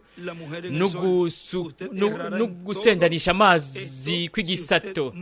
Wewe wo kwihenda mu ibyo byose utabigenjeje uko, kuko ibyo biba neza neza ngaha muri iri yinga rigira 70, kandi icyo nicyo kibanza aho ibyo bibera. Aracapura inyenyeri ya Dawidi bubamfu. Arabananya avuga hano Dr. William Soto, muri ubwo butumwa bw'inkuru nziza y'ubwami, uwo muvugishwa azoba ariko aratangaza umuvugishwa w'ikiringo cy'ubwami, umuvugishwa w'indwi w'ikiringo. intumwa y'indwi y'ikiringo, aho hazomenyekanishirizwa igihano cy'Imana kigiye kuza ku bwoko bw'ibiremwa abantu. Hazomenyekanishwa byongeye ibanga ryo kwizera ko kuzamurwa, ukwegeranywa kw'abatoranijwe ko ku munsi w'iherezo, izuka ry'abapfiriye muri Kristo bazukiye mu mibiri hawe ubwiza, hamwe no guhindurwa ko bari hari bazima. Hanyuma naho haceho akanya gatoya kazobaho Kristo igihe yari yamaze kuzuka yahawe ubwiza, hanyuma yaramaranye n'abamwizera iminsi nka 40, arabiyereka inshuro zitari munsi y'umunani abigishwa biwe. Hanyuma araduga mu ijuru ari imbere y'abigishwa biwe, igicu kiramubahisha, ajya mu bundi buringanire. Rero murabona ibintu byose iyo ntumwa izoba iriko iramenyekanisha. Aravuga ati igihano cy'Imana, azoba ariko aramenyekanisha ukwizera ko kuzamurwa, azoba ariko aramenyekanisha ibanga ryo guhindurwa, ibanga ry'izuka ryongeye n'ibizoba muri ya minsi hagati ya 30 na 40. Mu butumwa bwiswe ngo umunsi mukuru w'inzamba, ngaha haratubwira ku rupapuro 28, kuko murabona ibyo byose birangiye, benshi bazovuga ati ariko mbega ntibyari byaravuze ngo hari kuba habanje kuba hizamurwa, none habaye iki? Murabona baba bari bibaza ko bari bafise Yesu ko ari kumwe nabo, kandi atari kumwe nabo. Ni ukuvuga umwami mu kuza kwiwe. Urupapuro rwa 28, umunsi mukuru w'inzamba, haravuga hati mwebwe muribuka rya yerekwa ryo kuri wa wundi munsi, muribuka rya yerekwa imbere y'igihe yabyo. Arandika ngo iyerekwa ry'umugeni. Ni bangahe bibuka kuw'Imana imbere y'uw'Imana uheze? Ingene ngaho byabaye neza neza, twarabibonye neza neza. Twarabonye haduga bya bintu vyanduye vyitwa ngo ni ishengero. Ububi bugeze ku kanyuma. Umwe wese muri bo bari bambaye nk'igihugu nk'uko bari bagendagenda imbere y'umwami, acapura akabuye gakomeza imfuruka ibubamfa, akandika ngo iyerekwa yabonye ry'umugeni. Murabe hazobaho igihe umunsi umwe aho bazovuga ati je nari nibaza ko ishengero ryari kubanza kuduga imbere y'ugutotezwa, nibaza ko hari kubanza kuba hizamurwa. No kuvuga bazoba babonye uko gutotezwa ari byo bitangurana n'agafyondo ku ishengero mugeni, ariko hanyuma birahinduka rukaburuhamo ku nkumi z'ibijuju no kwihanga ry'Abaheburayo. Ibyo byaramaze kuba, ariko ntibari babizi, ntimwabimenye. Ibyo nibyo Yohana yabwiwe igihe kimwe, mwe murabizi. Yababwiye, baramubajije bati niki gituma abanyabwenge b'ivyanditswe bavuga ko Eliya abanza kuza? Ati yaramaze kuza, n'abigishwa ntibari babizi. Bo bamugize uko bigombera. Ukuzamurwa kuzoba nk'uko nyene mw'isaha imwe. Arabica ku muzingi ngo kw'isaha imwe, ariyo myaka 41 n'amezi 8, isaha y'ukuza kwiwe. Hariya yakoresheje imyaka 33 mw'isaha y'ukuza kwiwe. Habuzemwo imyaka 7 kugira ngo huzure isaha y'ukuza kwiwe. Mwibuke yuko mu mayinga 70 ya Daniyeli, ayo mayinga ahwana n'imyaka 3 n'igice, igice cya mbere hakacamo n'akanya gatoya hagati yaho, hanyuma hakaba hasigaye imyaka 3 n'igice kugira ngo huzure iryo yinga rya 70 ryo mu buvugishwa bwa Daniyeli. Yarasezeranye ko ibyo bikora. Ntiyasezeranye kwerekana Eliya nk'uko, ariko yasezeranye kujyana umugeni nk'uko mu isaha kanaka abantu batari bibaza. Impinduka gusa mu kanya gatoya, nko mu kanya ko gukubita ingohe, umugeni azoduzwa. Nuko rero mwebwe muzoba mwasigaye. Kiba ari icyo gihe, kandi ibyo bwa mbere biba igihe baduga mu gihe cy'ibuye rikomeza imfuruka. Abantu bazoshobora kwibaza ko bafise mwemu yera hagati muri bo, ariko ishengero umugeni ryaramaze kuduga. Aravuga ati mbega ntibyavuga ko hari kubanza kuba hizamurwa? Ibyo biraba mu buryo bw'impwemu no mu buryo bifadikana aho bizoba. We imbere ngaha ni murabarandika ko ngo benshi bazovuga ati mbega ntihari kubanza kuba habayeho izamugwa imbere y'ugutotezwa?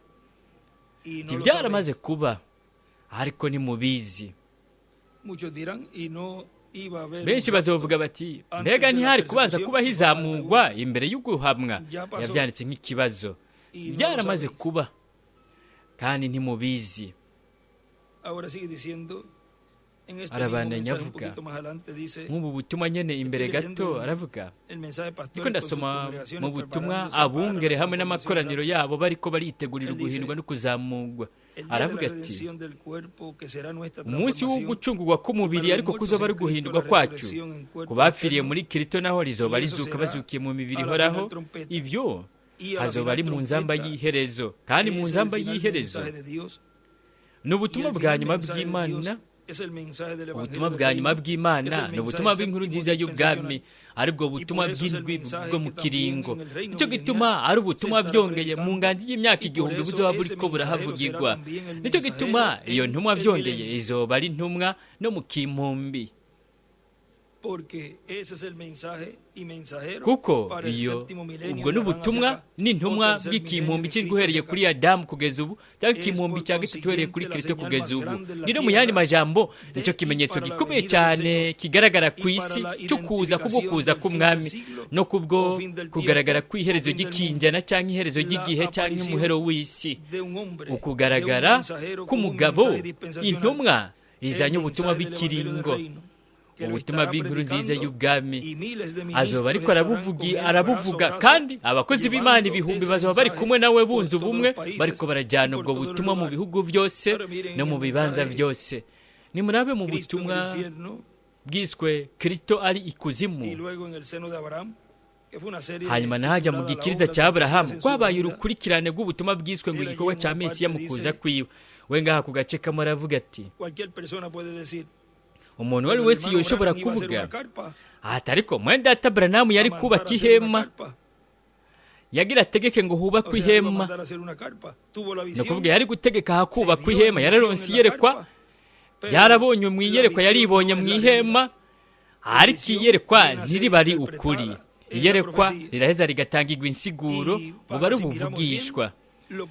Kandi turabye neza, icya mbere nuko siwe yari yubatse iryo hema. Igihe we yajya mu iyerekwa ryari ryamaze kuba ryubatswe, ryariko rirakorerwamo. Hari hasanzwe hari ubukozi ngaho buriko burahakorera. Kandi mu yandi majambo, ubukozi bugenerwa gukorera ngaho nibwo butegerezwa gukora igikorwa buri kumwe n'abakozi b'Imana bose, igikorwa cyo kubaka kw'icyo kibanza. Ibifoboye kurushaho, inkoko insake ntiyobika kurusha ngaho, cyangwa izindi nyoni zose ziririmba zibika. Muri Brazil ndibuka nimba iryo zina ndagyibuka, izina ry'inyoni nahabonye, izina ry'inyoni yahariya muri Brazil yitwa maritaka. Maritaka ntiyoririmba kurusha ngaho, kuko izo nyoni ziraririmba zirakobereza. Maritaka ntiyokobereza ngo iririmbe neza kurusha ngaho. Aho hari ubukozi ubwo buri ngaho, ubukozi bwo muri data Branham yabonye mu iyerekwa ry'ihema buriko burahakorera. Yaravuze ati rero ubwo bukozi, aravuga ati ubwo bukozi nibwo buba buramukiwe gukorera ngaho, nibwo buba buramukiwe gukora igikorwa n'abakozi b'Imana bose, igikorwa cyo kubaka icyo kibanza. Kandi twaramaze kubona ubukozi buriko burakora buri kumwe n'abakozi b'Imana kugira ngo iki kibanza kibe giteguwe. Murabona ingene byose byoroshe, ariko ibiremwa abantu bari komplika mu bwenge bwabo. Nicyo gituma bivuga ngo kugeza no ku bana bato bo barashobora kubitahura.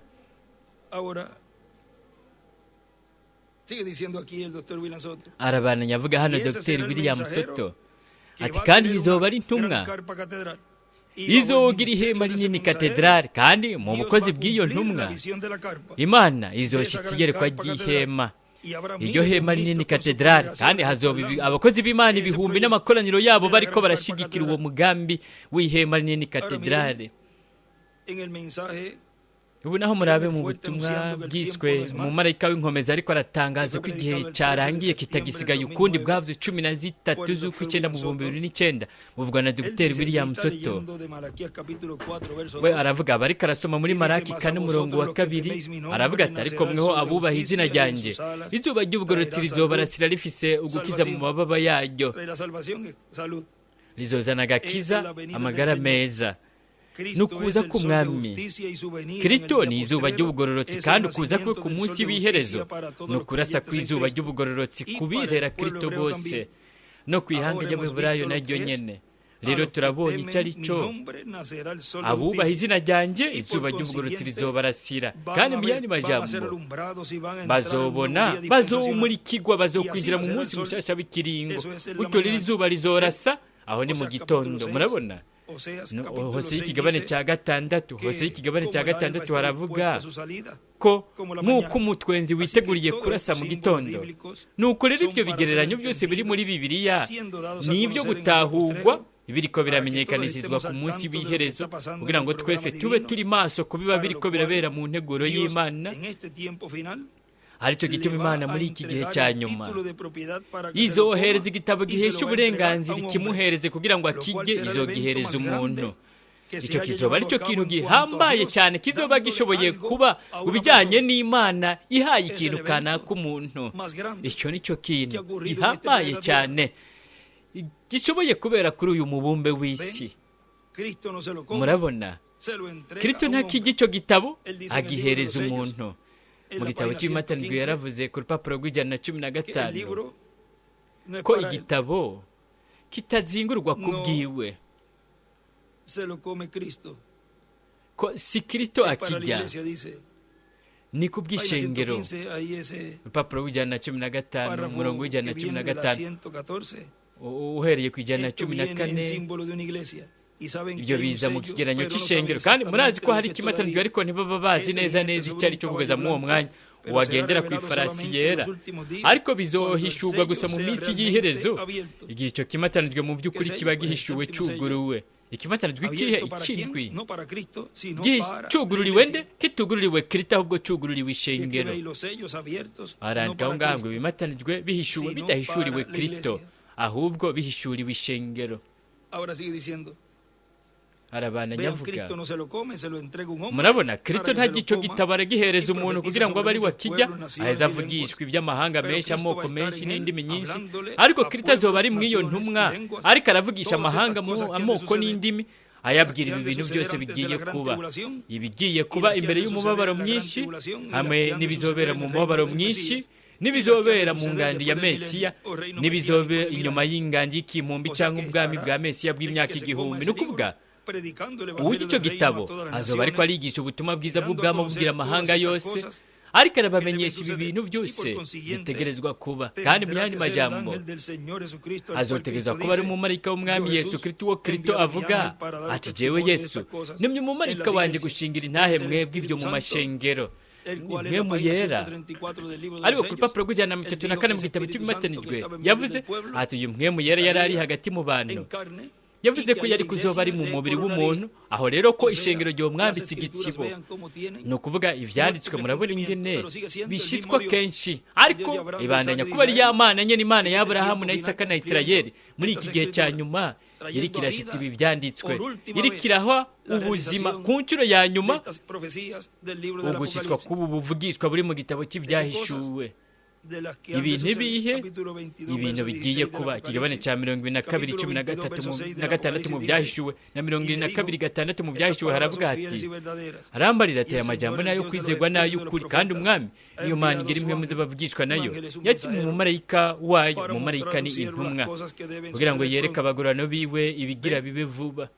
Murabona, nuko rero aza ariko aravugishwa avuga ibintu bigiye kuba, ariko arabimenyekanisha. Ategerezwa kuba ari umuvugishwa kandi w'ikiringo. Umuvugishwa agira indwi w'ikiringo, kubw'ikiringo cy'indwi n'ikimpumbi cy'indwi cyangwa umunsi w'iherezo. Biciye muri uyu niko Kristo azoba ariko aratuvugisha muri iki gihe cya nyuma, nk'uko byongeye yatuvugishije biciye muri Petero mutagatifu, Pawulo mutagatifu n'izindi ntumwa izobo yagiye ararungika. Kristo mu buryo bwa mpwemu yera yaravuze biciye muri bo, kandi azonavugira muri iki gihe cy'iherezo, kandi hamwe n'ibyo azoba ariko aratubwira ubutumwa bw'inkuru nziza y'ubwami, azoba ariko araduha ukwizera guhishurirwa kutubashisha guhindurwa no kujyanwa na Kristo mu mazimano y'ubukwe bw'umwagazi w'intama. Ubwo butumwa ni ijwi rirenga ry'inzamba, inzamba y'iherezo, ijwi ry'Imana, ijwi rya Kristo ari nk'intare ariko arivuga, kandi niwe azovuga igihe cy'ubucunguzi kiba kitagisigaye ukundi. Iyo ntumwa niyo ibivuga, kandi azoshobora kuvuga ati mbega ntitwabonye mwene data Branham avuga ko atagihe kigisigaye ukundi, kuko ati twararondeje mu butumwa bwa mwene data William ntitwigeze tubibona. Ibyo barabivuga kuko nta n'umwe iyo ntumwa yari kuzovuga ko igihe kitagisigaye ukundi, kandi harabayeho intumwa rimwe yo yabivuze.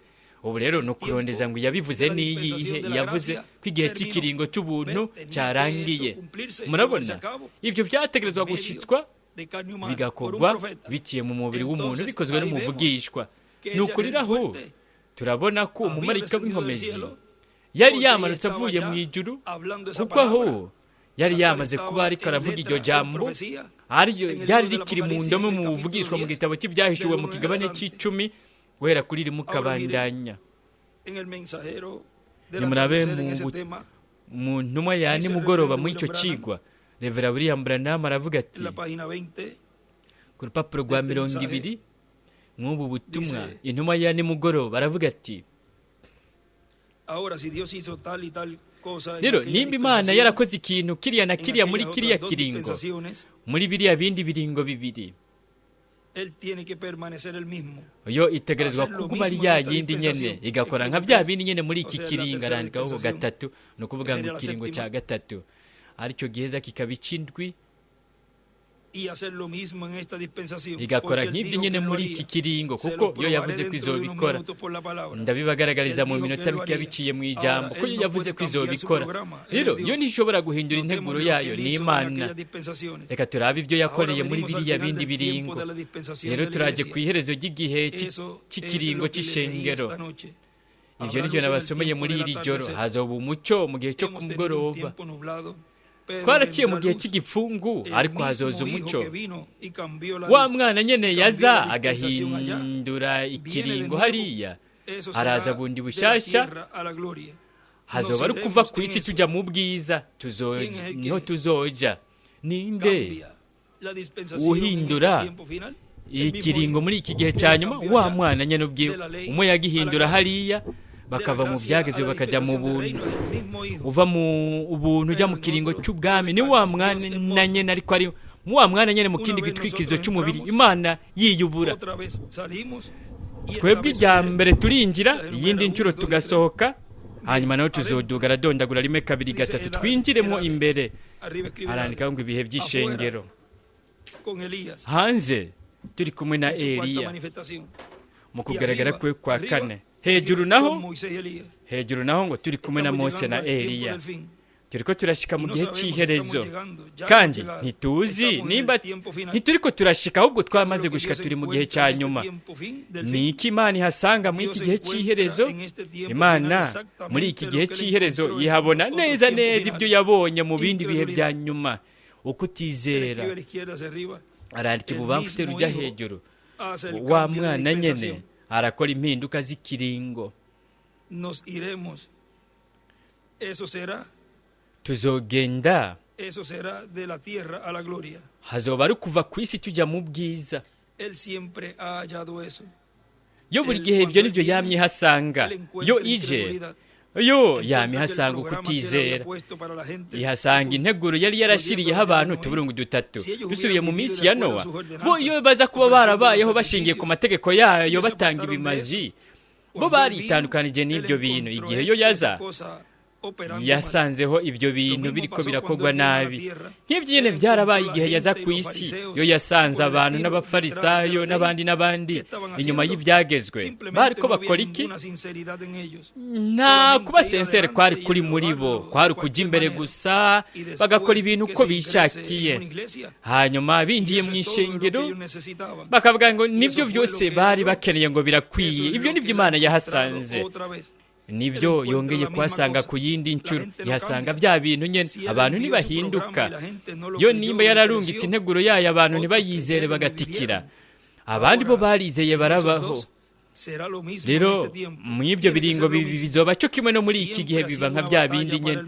Buri gihe rwamye ruba urugamba ku ntumwa kugira ngo itandukanye ibishaje na bishasha. Buri gihe ruba urugamba ku ntumwa gukora izo mpinduka, kandi igihe ziba ari impinduka z'ikiringo birushiriza kuba bigoye. Abantu barabigwanya, baranka impinduka, baba bamerewe neza mu byo bari barimwo. Buri gihe rwamye ruba urwo rugamba ku ntumwa kugira ngo izitandukanye ibishaje na bishasha, ariko buri gihe ubutumwa butegerezwa kuba bushingiye ku byanditswe. Rero umwe wese yaragiye aravuga imbere y'igihe ku wundi yari kuzoza. Reka nk'akaroro dufate Yesu. Mbega ingene byabaye ibintu bikomeye kuri we ngo ahindure ubutumwa bw'ivyagezwe azana ubw'ubuntu. Arandika ko ngo guhindura abantu bakura mu kiringo bajyana mu kindi, nibyo bintu bigoye bigumye. Imbere arandika ko ikigoye ku ntumwa ni ugutandukanya ibishaje na bishasha. Icyo nicyo kintu kigoye cyane. Nimurabe unaho mu gitabo cy'imirongo byongeye,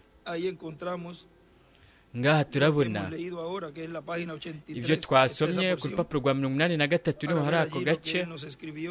Rero murabe ibyo yatwandikiye ko ngaha rupapuro rwa 83 mu gitabo cy'imirongo, umurongo 705. Ngaha arandika ko hejuru yaho cyabaye igice cy'umurongo nasomye, intumwa y'ikiringo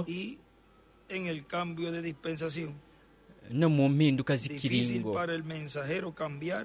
Biragorana ku ntumwa guhindura ibishaje ngo bisubirize bishasha. Intumwa y'ikiringo mu mpinduka z'ikiringo, biragorana ku ntumwa guhindura ibishaje ngo bisubirize bishasha. Arabaranya avuga hano Dr. William Soto. Ndacyari mu butumwa bwitwa ngo umumarayika w'inkomezi atangaza ko igihe kitagisigaye ukundi. Igihe cy'abantu imbere gato kugira ngo bandanye ati, kandi uwo ni wazovuga igihe cy'ubucunguzi kitazoba kigisigaye ukundi, igihe cyaho abantu baza ku birenge bya Kristo, igihe icyo gihe kiba kirangiye, we azobivuga kandi yaramaze kubivuga. Byararangiye, ibintu byose byari bijyanye n'ikiringo cy'ubuntu. Rero hariho umwanya aho mu gushyitswa kw'iyerekwa ry'ihema haboneka abantu b'amagago baza ku gicaniro kugira ngo bakire umwami. Rero ibyo byose bigenda biba mu buryo bugenda buratera imbere. Ubwa mbere haraza ijambo guhishurirwa, niharangira uwo mwanya azobivuga, kuko igihe Kristo arangiza igikorwa cyo kwingingira abantu mu ijuru, hazoba harangiye igihe cy'ubucunguzi, igihe cy'uko abantu bakira Kristo nk'umucunguzi wabo. Kuko nuko rero boza kwakira Kristo umusigwa Mesiya nk'ubisubiza. Nimurabe mu butumwa bwiswe ibyahishuriye hano ikigabane cya 5, igice cya 2, ari wari umurongo uri mu gitabo cy'ibihe by'ishengero kidasubiwemwo, ni ku 705. Aharatubwira 705,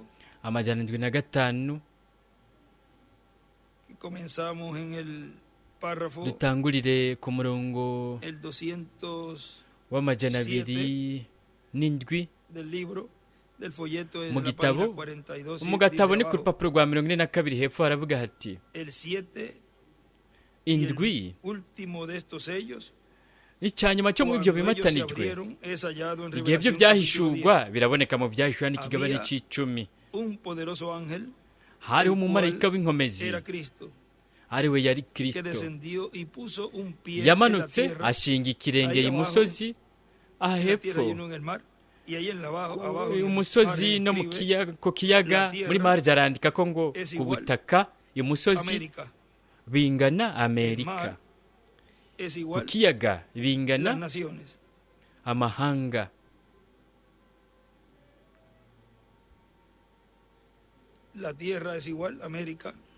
Ubutaka imusozi bingana Amerika, ikiyaga bingana ibihugu, amahanga.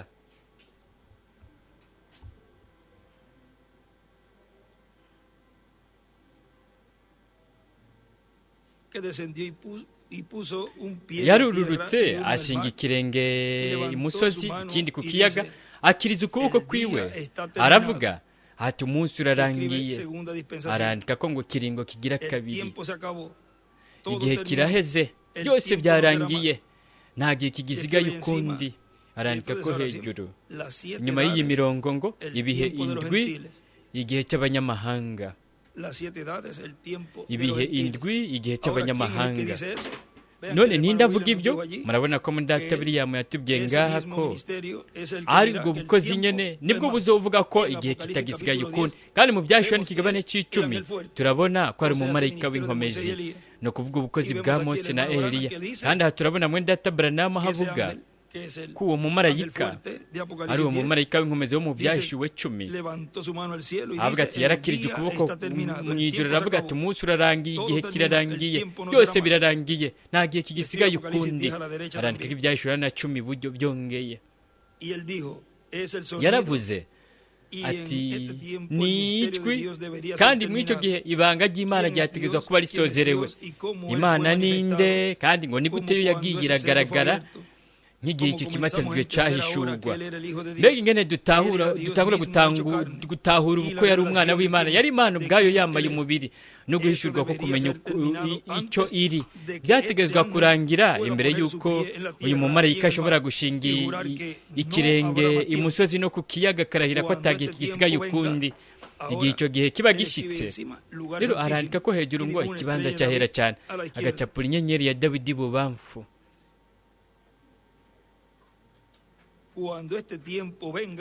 Igihe icyo gihe kiba gishitse, igihe icyo gihe kiba gishitse, kuko murabona arabandanya avuga ati turi mu kibuga cyo hanze cy'imbere yaho mwaka kanya nyene. Kandi mu kibuga cy'ahabanziriza arandika ko ngo mu kibanza cyahera, kuko mu ntambwe y'ikibanza cyahera nicyo cyari cyo gihe cy'ikiringo cy'ubuntu. Ariko ubu habugujya ukujya mu gihe gihwanye n'ikibanza cyahera cyane, ari byo bihwana n'igihe cy'ibuye rikomeza ifuruka n'ikiringo cy'ubwami. Ibubamfu aracapura ibuye rikomeza ifuruka n'ibihe by'ishengero n'igihe cy'indwi, n'umurongo ugana mu gihe cy'indwi ahavuga ngo ikibuga kihabanziriza. Hejuru y'ibuye rikomeza ifuruka arandika ko ibyahishwe na 10 kugeza kuri 11. Icyanyuma muri byo n'ibyahishwe Yohana 10, ikirenge imusozi no ku kiyaga. Igihe cyari cyarangiye, ubucunguzi bwarangiye. Rero we yinjira ari nk'intare. We yari umwagazi w'intama bwa mbere, ubu naho yinjira ari nk'intare yo mu muryango wa Yuda. Arandika amajya hejuru ibubamfu ngo nta gihe kizoba kigisigaye ukundi, aza nk'intare yo mu muryango wa Yuda. Nta gihe kizoba kigisigaye ukundi, aza nk'intare yo mu muryango wa Yuda. Ubu naho dusubire ngaha mu butumwa twari ko turasomamo, abungere n'amakoraniro yabo bariko baritegurira guhindurwa no kuzamurwa. We arabandanya avuga aho twari twagejeje ati twamaze kubona ibi bintu byose bifitanye isano n'ihema nini katedrali, bifitanye isano n'umunsi w'iherezo, iherezo ry'ikinjana, umuhero w'isi, n'iherezo ry'ikiringo cy'ubuntu no gusobekerana kw'ikiringo cy'ubwami kibisikana n'ikiringo cy'ubuntu. Mu butumwa bw'inkuru nziza y'ubwami niho ubwoko bw'ibiremwa abantu uhereye ku bizera Kristo ukabandanyiriza no kuyanga ry'Abaheburayo hanyuma ukabandanyiriza mu bihugu byose, niho isi izokuzura ubumenyi bwo kumenya Imana nk'uko amazi abugereye mu kiyaga. Ariko murabona ubwa mbere biba bihereye ku ishengero mugeni, ari byo Imana iriko irakora muri iki gihe, nk'uko ivyanditswe bivuga muri Habakuki ikigabane cya 2:14 no muri Yesaya ikigabane cya 11:9 na Zekariya ikigabane cya 14:9. Aha tubwira uku gukurikira. Reka tubisome kugira ngo tubone ishusho ifoboye neza y'ibizoba biriko biraba muri iki gihe cya nyuma. Muri iyi verisiyo haravuga ngo Yehova, ahandi ngo umwami cyangwa Uhoraho cyangwa Elohimu. Reka tubisome ingene havuga ati uhoraho hazoba umwami aganje isi yose, izoba ari Imana biciye muri Mesi y'umutware, iganje isi yose, iganje ubutaka bwose bwa Isirayeli n'ubutaka bwose bwo mu buseruko n'ubutaka bwose bwo mu bw'ibihugu byose, kuko nk'umwana wa Dawidi we ni samuragwa w'intebe n'ubwami bwa Dawidi, kandi ubwo bwami azobugarura. Umuntu wo mu butumwa imbere gato we aravuga ngaha ko muri bwa buryo nyene nk'uko Imana yabikoze kuri Kristo, aravuga ati mw'ubwo buryo nyene nk'uko Imana Data yabikoze kuri Kristo, ibyo Kristo yari yarabibwiye n'umuherezi mukuru n'abagize inama nkuru y'ikombe, abashingana bo muri Isirayeli, igihe umuherezi mukuru yamubaza ati mbega uri Kristo, uri umwana w'Imana Kristo, bitubwire, ureke gutera urujujo mu mitima yacu. Kristo yarababariye ati naramaze kubibabwira. Matayo ikigabane cya 16:63 kabandanye ati ariko Yesu arihorera, umuherezi mukuru aramubarira ati ndakurahiye Imana nzima, tubwire nimba uri Kristo umwana w'Imana. Yesu aramubarira ati urabivuze, ati kandi ndababwira ko guhera ubu muzobona umwana w'Imana yicaye mu kuboko kw'iburyo k'ububasha bwayo aje mu bicu byo kwijuru. Ibyo hanyuma byaragije birashitswa. Nuko rero umuherezi mukuru yaciye yitantamurira ko impuzu ziwe avuga ati ararogose, none tugumane iki? Aramubajije ngo mubarira ati tubwire nimba uri Kristo, bitubwire. None yari karamuko guhishurirwa, reka mwereka ko ari wati yego ndiwe. None nimuraba guhishurirwa yanamuhaye ati muzobona ko nzokwicara ku ntebe ya Data. Ati aravuga ati ararogose. Nimuraba ibyo muri Data biriya mace avuga, ni ukuvuga ukuri yari karamuhishurira yagufashe nk'ukurogota. Mbega bizogenda gute igihe umunesha azovuga ko azokwicarana na Kristo ku ntebe yiwe? Nta nkeka benshi bazokwibaza ko ariko ararogota, ko ari kurogota, kandi ko ari umuvugishwa w'ikinyoma. Rero mbebo bivuga ku muntu ajya mu mubiri uhawe ubwiza, oya namba, kuko ivyo vyovyo ntivyoshoboka ko umuntu yobikekeranya ko canke akavuga ngo uwo muntu ariko ararogota. Ariko umuntu akiri hagati mu bantu avuze ivyo, aho nta nkeka bazovuga bati uyu yataye ubwenge, ntibishoboka. Murazi iki gikoresho mu mwanya uri wose cyaramaze kubivuga ko ari we azokwicarana na Kristo mu ntebe yiwe mu nganji ya Mesiya muri Isirayeli. Byoroshe cyane gutyo, kandi benshi bazoshobora kuvuga mu byiyumviro byabo ati ndabiruriye ibyo ariko aravuga. Nimurabe mwe Data William yaramaze kubivuga ko ibyo byiyumviro abantu bamwe bariko baragira, we yari yaramaze kubivugishwa, ko yari yaramaze kuvuga ko iki gikoresho n'icyabivuga ko abantu bari kuzokwiyumvira uko ati ararogose. Nimurabe ibyo ariko aravuga. Ariko ibyo niko Uhoraho agize, ni uwunesha wo ku munsi w'iherezo, niwe afise iryo sezerano. Nicyo kimwe nibyo bibagije kuri Yesu, kuwicaranye na Data mu ntebe yo mu ijuru. Mwibuke ko byose biba mu buryo bubangikanye. Cyo kimwe n'ibyabaye hariya, nicyo kimwe n'ibyobereye ngaha. Bya biri nyene Data yakora kuri Kristo nawe arabikora kuwunesha. Kandi ibintu nyene mwebwe muriko murakora muri iki gihe nibyo mwari gukora no mu gihe cya Yesu. Nimurabe ku rupapuro rw'113 mu gitabo cy'imirongo, umurongo w'989. Aha aratubwira muri kino gitabo 1989 majana 999 dice, oh iglesia, aravuga ngo "O shengero despiértense y kanguka sacúdanse, wikunkumure pellíquense la conciencia y despierten en subiza esta ubwenge hora. ku gihe ukanguke mwene Tenemos que saha entrar en desesperación, dutegerezwa kwinjira mu o mwiheburo pereceremos, o pereceremos, canke duhone o perecemos. canke duhone Algo viene de parte de Dios. hari ikintu kivuye Yo ku sé que Mana así dice el Señor. ndazi ko ari Algo ikintu viene y dibuja ko ari una niko piedra umwami angular, una agize flecha hacia la piedra ari angular. ikintu acapura Era ibiro edad. kizovuka n'akarongo kerekeza mu biro Algo kizovuka está en n'ibihe camino. by'ishengero hari Por ikintu lo kiri mu tanto, nos nzira conviene nuko desesperar. rero biratubereye Es kugira asunto de amatsiko vida o muerte. ni ikintu kiri hagati Y si nos y'ubuzima n'urupfu descuidamos, kandi twijajaye y no lo veremos. kizoba Y él ntituzokibona escribe ahí a la yandika izquierda, hacia aho arriba, ibubafu maja hejuru Apocalipsis 10 del 1 al 11, ivyeshuwe 10 rimwe kuza ku 11 7 verso 2, indwi murongo wa 14 12 verso 1. 14 murongo wa Y mbere escribe, es yandika el ngo séptimo sello, ni kimatanije es c'indwi igual, bingana la venida del Señor. ukuza k'umwami Había escrito encima, algo hariho viene. ico yanditse hejuru ¿Qué ati es? En forma haraje de ikintu pregunta. nigiki Algo nk'ikibazo viene, ¿qué es? ati haraje Y da la ikintu niki contestación a la izquierda hacia arriba. aca atanga inyishu Es el ibubafu séptimo amaja sello, es hejuru igual, ati ni kimatanije c'indwi la venida bingana ukuza Del Señor. k'umwami Hemos visto twariko así en turaraba algunos puntos, mwa promesas y profecías.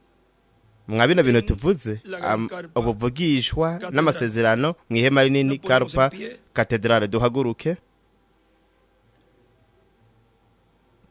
Y nuko le damos gracias a Dios kandi turashimira Imana por darnos a conocer en este tiempo final kubwo kutumenyesha mwa kino gihe ca todo el nyuma contenido ibintu byose biri de ese misterio del séptimo sello, muri iri benga ry'ikimatanije de lo c'indwi cual, y por lo cual hubo silencio luego en Ah, el cielo, arico gituma habaye Como agacerere por hanyuma milagro. mw'ijuru kangana n'igihimba c'isaha promesas y profecías, amasezerano n'ubuvugishwa promesas, amasezerano porque fue lo que Dios prometió. kuko nivyo Imana Profecías, yasezeranye pues. ubuvugishwa kuko Todo lo que fue Ibintu profetizado byose por los profetas, vyavugishijwe Ahora lo n'abavugishwa estamos ubu turiko en turabibona cumplimiento. ibiriko birashitswa Promesas amasezerano y profecías hamwe en la gran n'ubuvugishwa carpa mu ihema nini karpa katedrale dejamos así con nosotros twakire muri kano kanya uwo twishimira dukengurukira mwenda ati nshuti Dr. William Soto Santiago